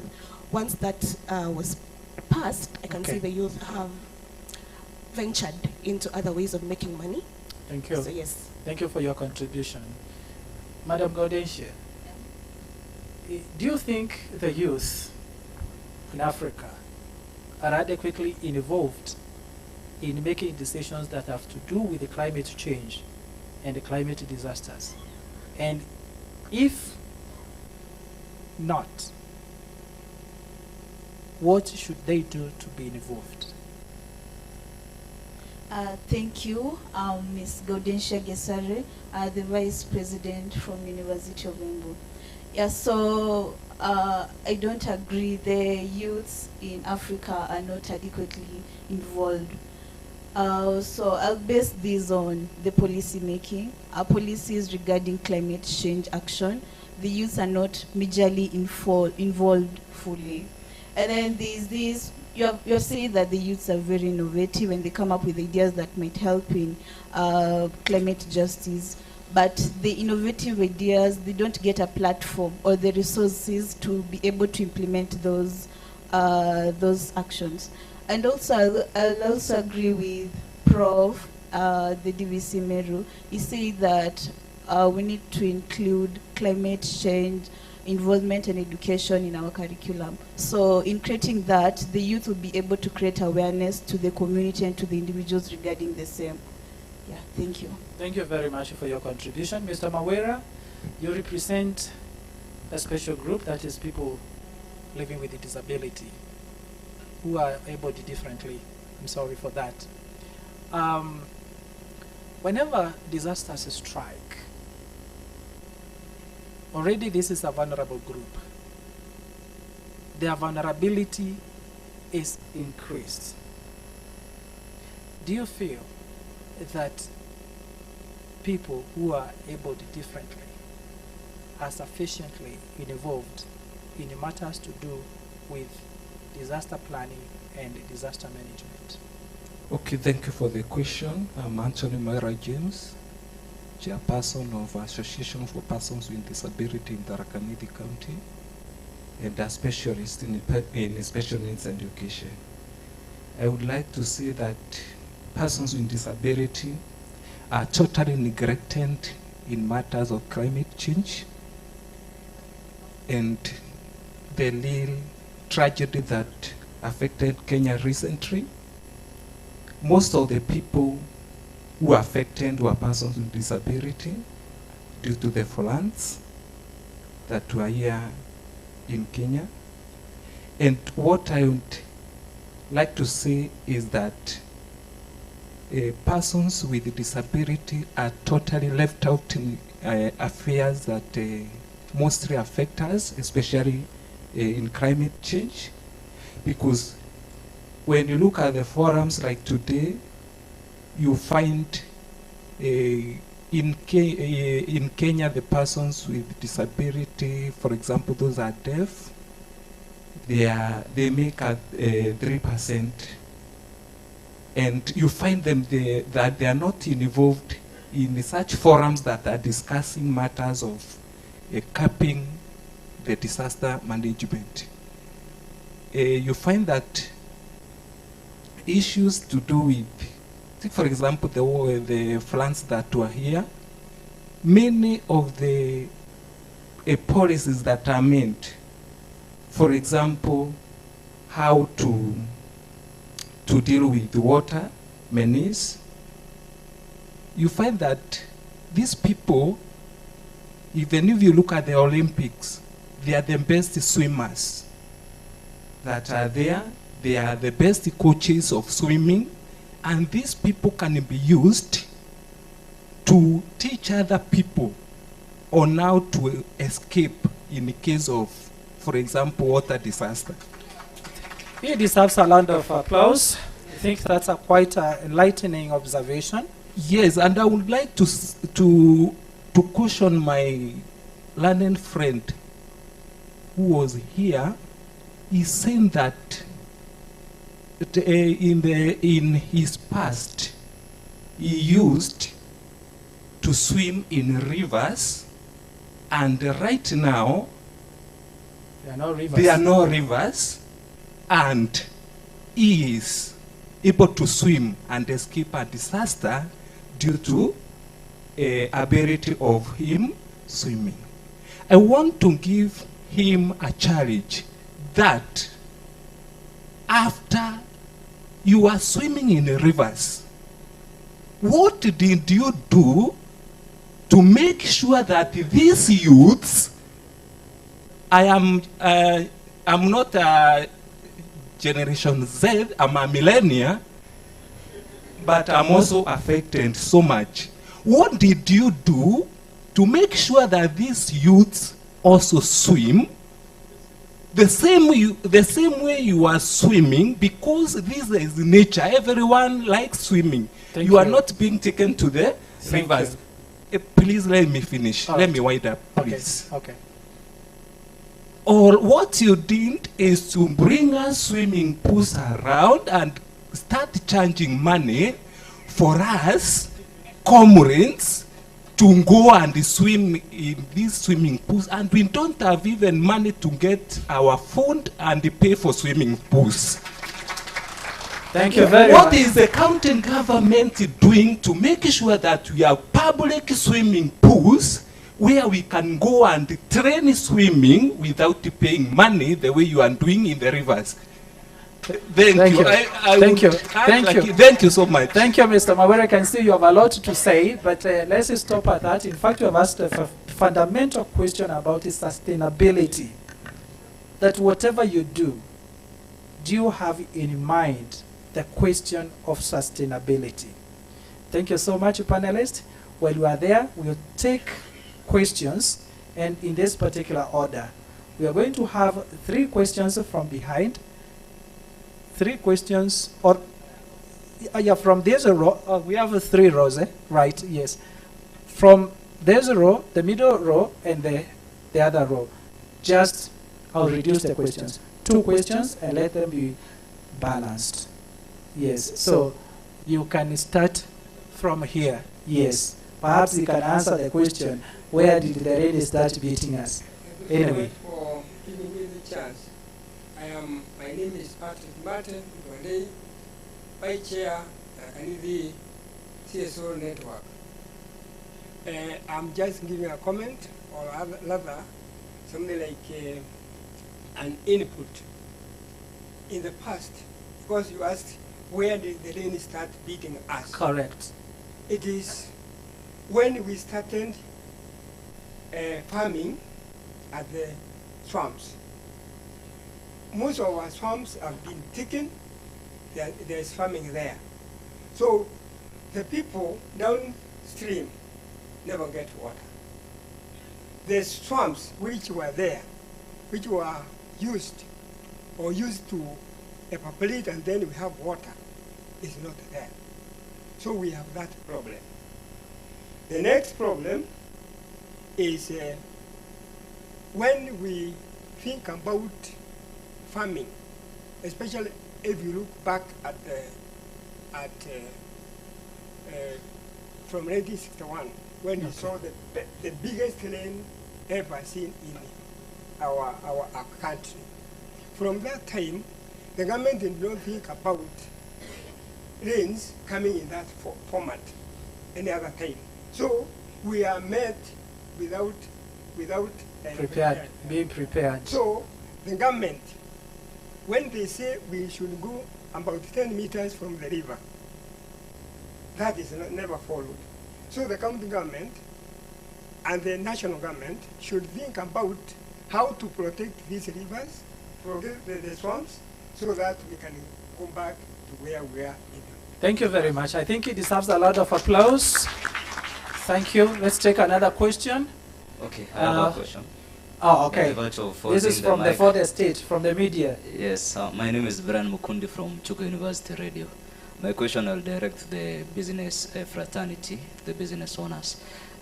Some time ago, we had that NEMA, the body that controls pollution, banned the usage of plastic bags. Currently now, mostly you can concur with me, when you walk here at the market, utafungiwa smocha kwa karatasi ya plastic. So business owners, what are you doing in such cases? That's my question. Thank you.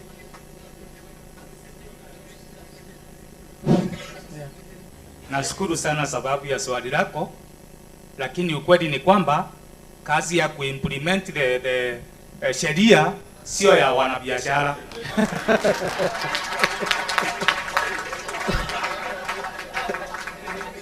Thank you very much. The problem lies with the law enforcement officers.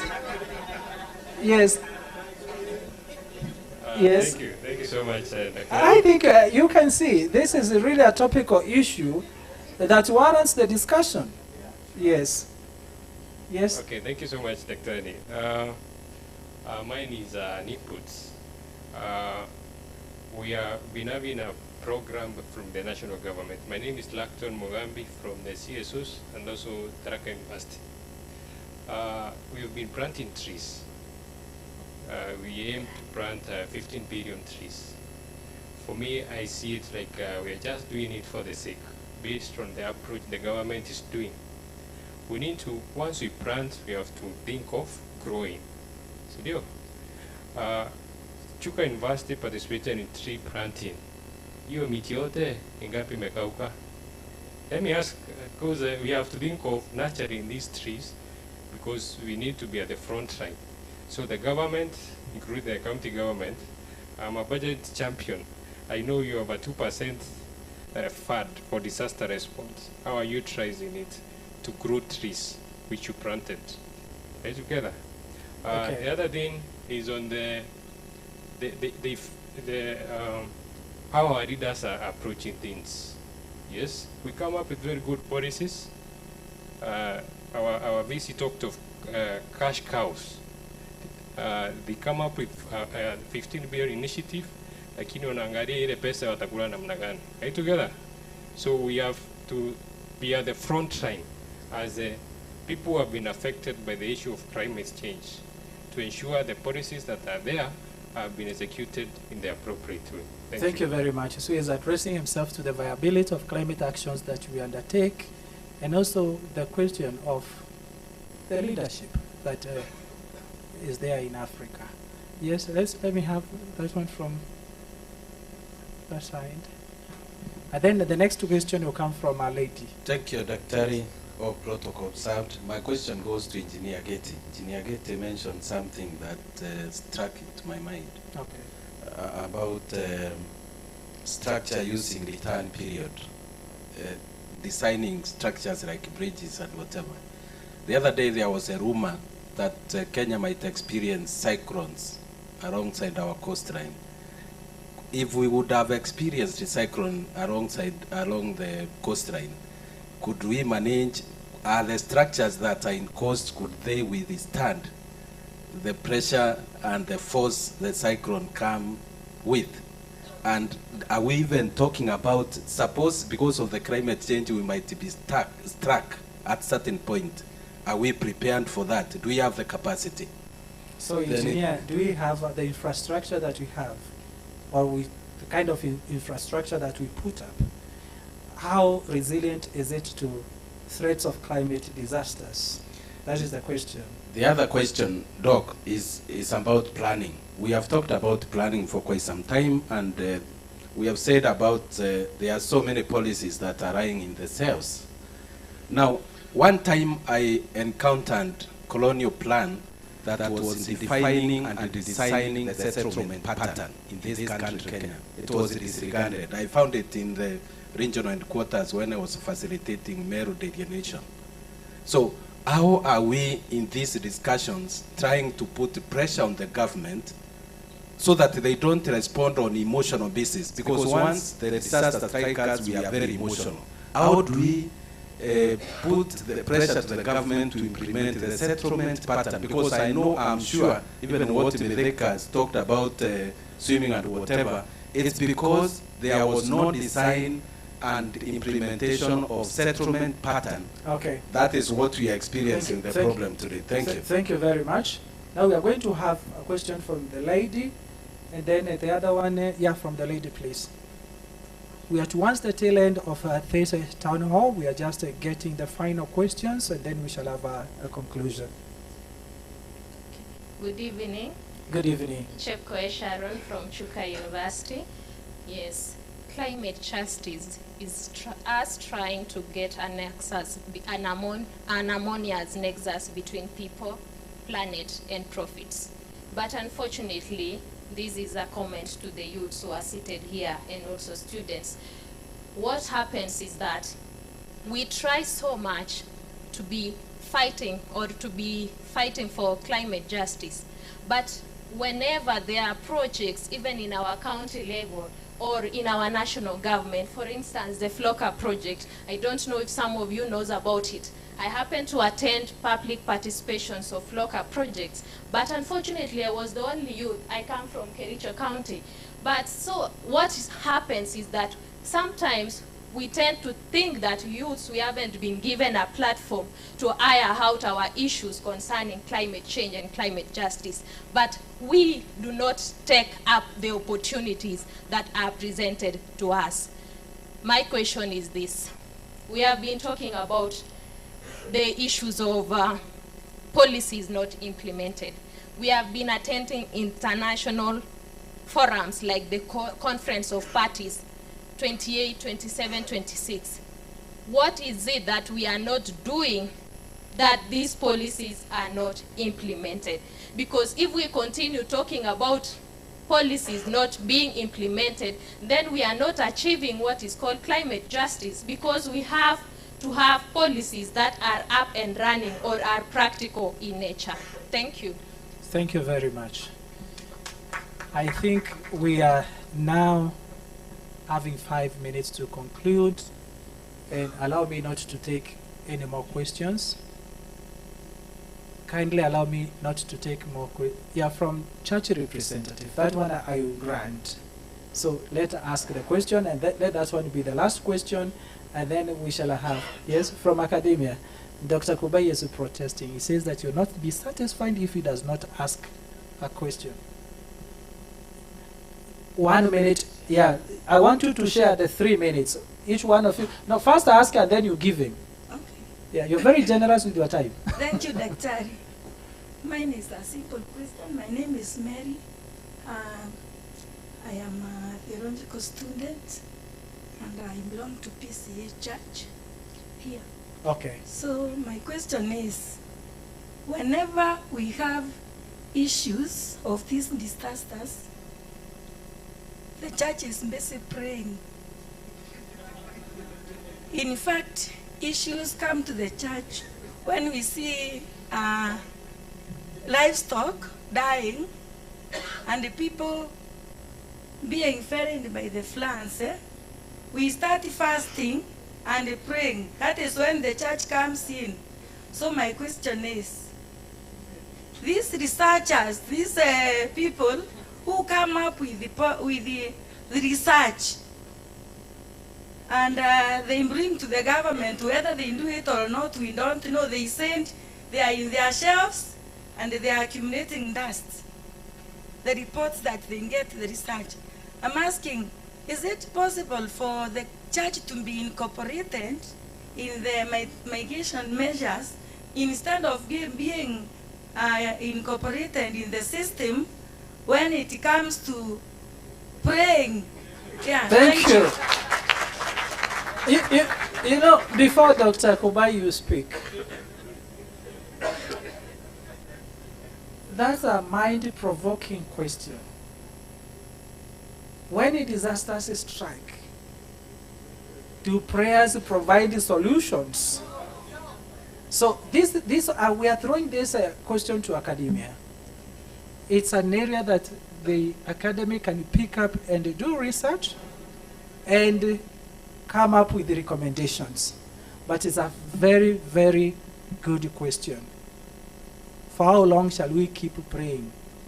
I think the scriptures also say, prayer without action, it is dead. So, however much we pray, someone is saying you need to know whom you are praying to. Dr. Kubai, your question. Thank you very much. I really looked forward to ask a few questions to all the panelists and be able to link whatever is happening in our community as we give the youth power to think. Number one, our patriotism. Where are we standing as a country, as youth, as old people, as academia, in terms of climate change? We just talk and talk and talk. When it is 2 meters, we don't go 2 meters. So that is one area and food for thought. Thank you. We said 1 minute. Number You are two, sharing the 3 minutes. Number two, what is the nexus of climate change and health? We have talked so much, but people are becoming shorter and shorter every day. I said that somewhere else. My generation ahead of me, people are a bit taller. Do we think that climate change has direct effect on this? Number 3.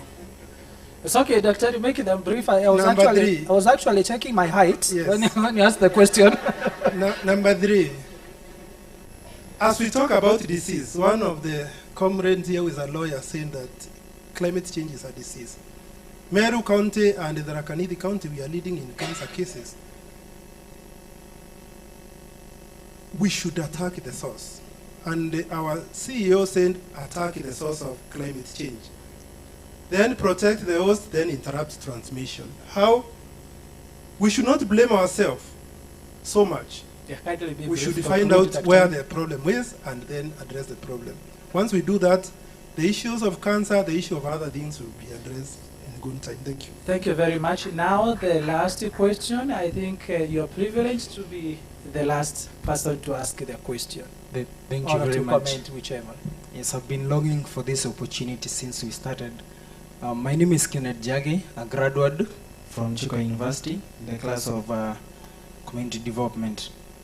I would like to confirm that Kericho County and Tharaka County are totally two different counties, where if one youth is showing up in Kericho, in Tharaka we show up, but we are not given opportunities.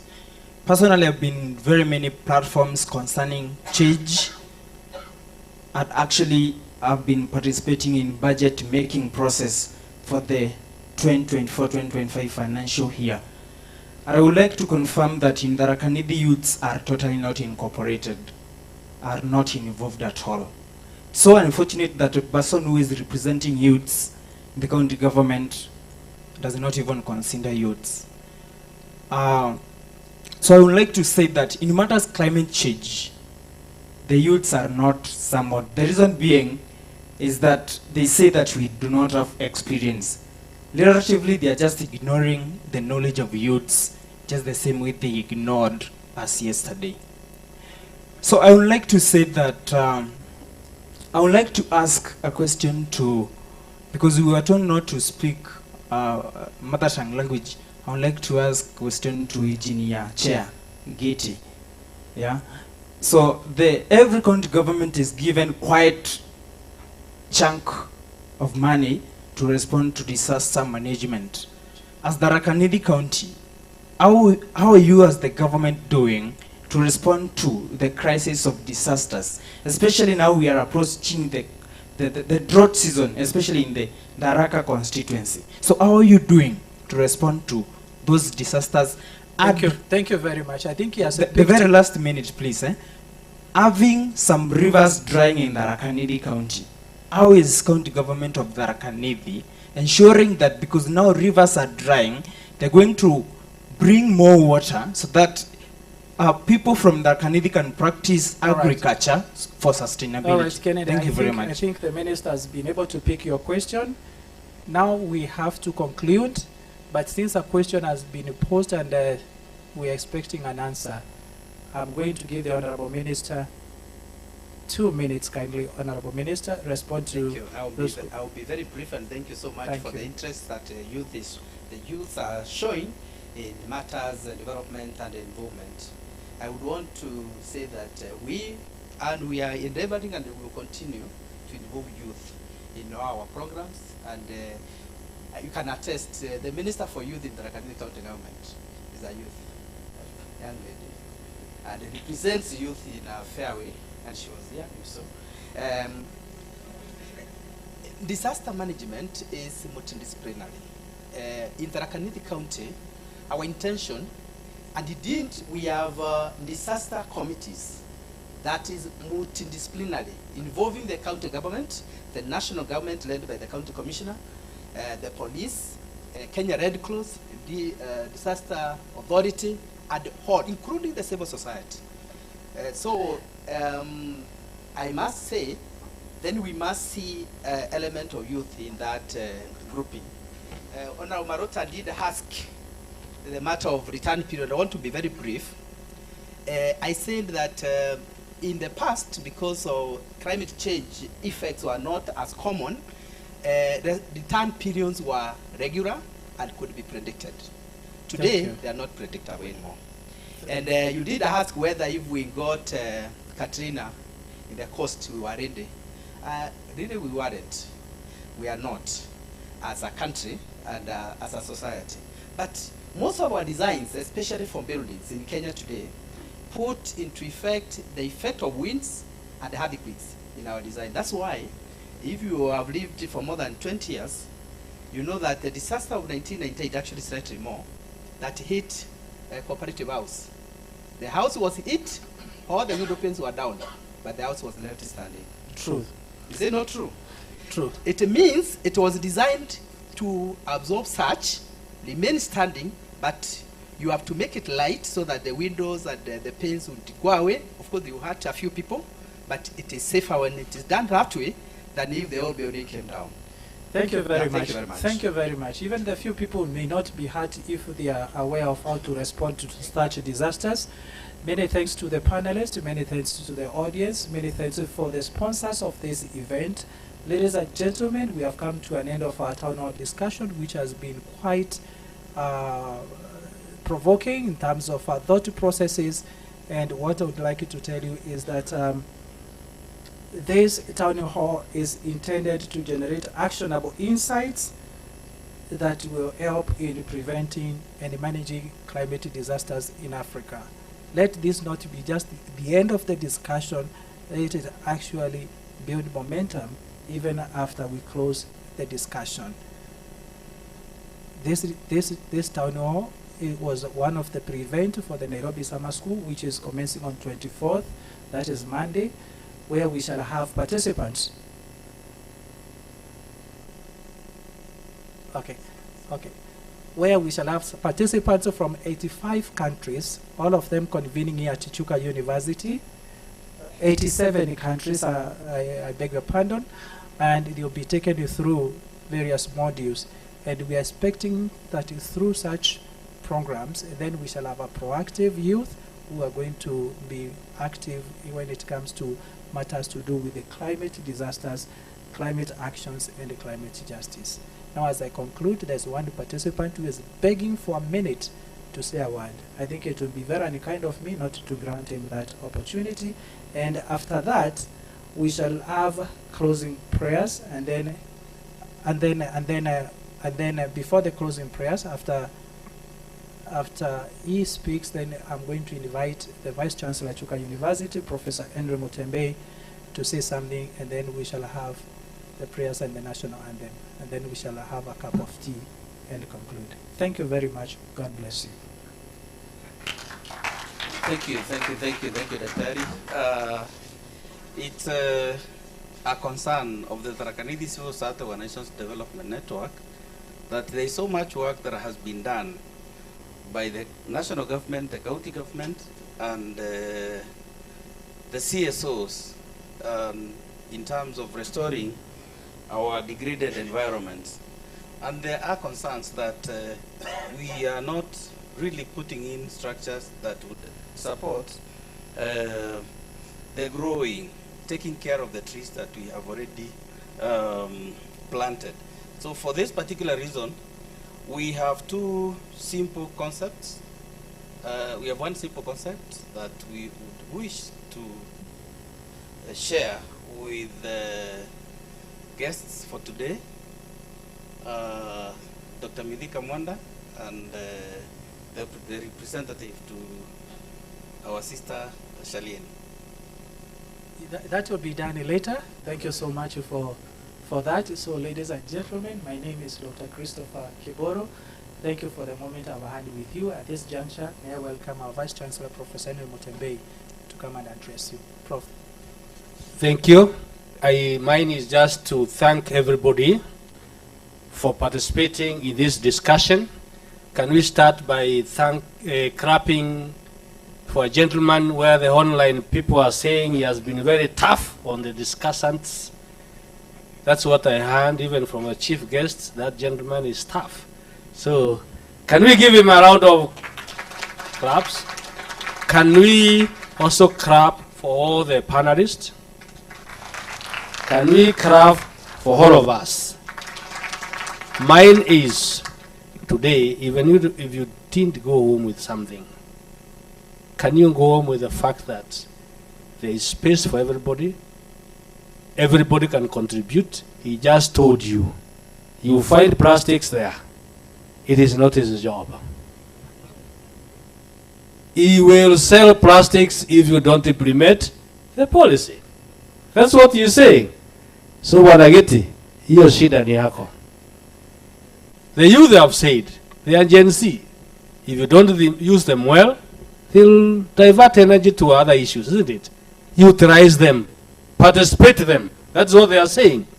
Allow them to use their knowledge to give you solutions. That's what I have heard. Academia are saying, we can do research.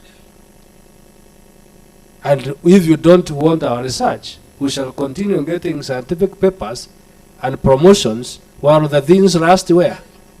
In the library. Isn't it? Can you, Barageti, use the researchers to inform you the mind of this gentleman so that you're not going to throw away the plastics in the market? That is what we are being told. The church is telling you. It is ready for you. Don't always go there when they need their disasters for prayers. They are also tired of praying for you. That is what they are saying. Can you involve them in the research? Some people say disaster must be taught by who and who. It is what Wanamedeka said. It is all encompassing, isn't it? Can we all participate in it from the cycle, mitigation, response, isn't it? Recovery. All those areas we have a role. And all of us, somebody talked about values. Can we stop using human disasters to make money for ourselves? That's one of the things I faced when I interfaced. I was integrated in the national disaster. Tunatoka tunaenda Malawi, Mozambique water, here cyclone. I was one of them. You know, when you sit back, people tell you the per diem they are getting and everything. Then I asked myself, am I in the wrong place? People should be thinking about how to respond, how to recover well, and mitigate, isn't it? Not about pockets of Mutembei and the rest. This one I will say without regrets. That is one of the where the lane started. Huyu mzee hapa, he has gray hair. 1963, mafuriko ilikuwa, sio? Ilikuwa 1963 until mahali tuna 61, mahali tunapanda kaua, wala walipanda siku hiyo inaitwa mafuriko, sio? Lakini paka wa leo, we have never been prepared. Because we want all the mafurikos to repeat themselves so that my pocket can become fatter and fatter. That is the problem. Let us all come together and manage them together. With all those, I want to invite all of you to be back here on Monday. The ministry will be here. They'll really do the key and also open the symposium. We have very many people will be around. Those of us, there will be red colors, white colors, and black colors. And one thing I say, she's an alumni, isn't it? You said you are alumni. You will never know. There will be no I am who and who. They are all going to be students in one class. They will be taught by very senior people in the world, including Kebuda Kebwana. He will be teaching. There will be professors Chinedu from Nigeria. There will be Patrick Board from South Africa. There will be others from America. To us, those are practitioners. Listen. Unfortunately, other than the opening session, the others, it is already a class that is selected. So come for the opening so that you get the opening and leave the ones who have been selected to continue for the next 2 weeks. Thank you very much, and welcome them. When you see them in the communities, they are staying in 9 hotels around Chuka, and they will live here to the community people. To the hotels alone, 8 million. Paying for 15 days, isn't it? What they will buy around is another story, isn't it? And the culture they will bring here is another story. Some of them might become your in-laws. Thank you very much, and God bless you. So, can we have my DVC Finance come and give us the final prayer? This is in your dockets. You can also tell them whether you've done well. Thank you. Thank you so much. My name is Tueko, our Vice Chancellor. We had been looking forward for this day. We have prepared for many days and many months. I want to thank every one of you because it has been successful. I want to thank our God. We are not thanking him because we are disasters, but we want to thank him because it has been a fruitful event. So with those few remarks, I want us to close with a word of prayer. Let us pray. Our Heavenly Father, we come before you at this moment with thanksgiving in our hearts. We want to thank you because this is the day that you had set aside, and this is the day that you have said that we will gather here, we will discuss matters of climate, we will discuss matters that will improve livelihoods, and we will discuss matters for the well-being of our people. We want to thank you because you have done so. We want to thank you for the lessons that we have learned today, that you may continue giving us strength to implement them, and wherever we have identified gaps, we know you are going to give us strength to fill them. We want to thank you as we part. We pray that you may continue being with us, in guiding us and leading us as per your plans. For we pray this shortly, trusting in Jesus' name. Amen. Thank you.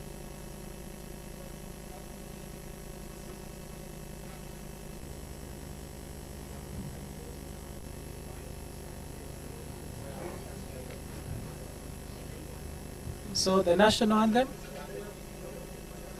The national anthem kindly.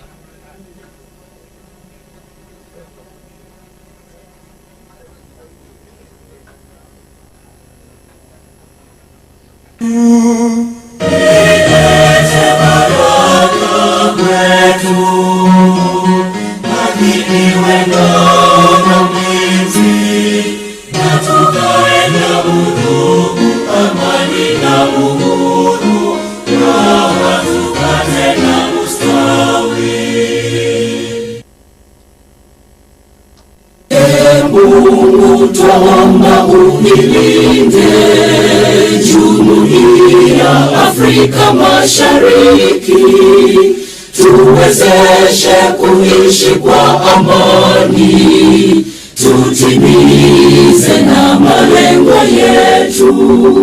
Jumuiya yetu sote tuilinde, tuajibike, tuimarike. Umoja wetu ni nguzo yetu, idumu jumuiya yetu.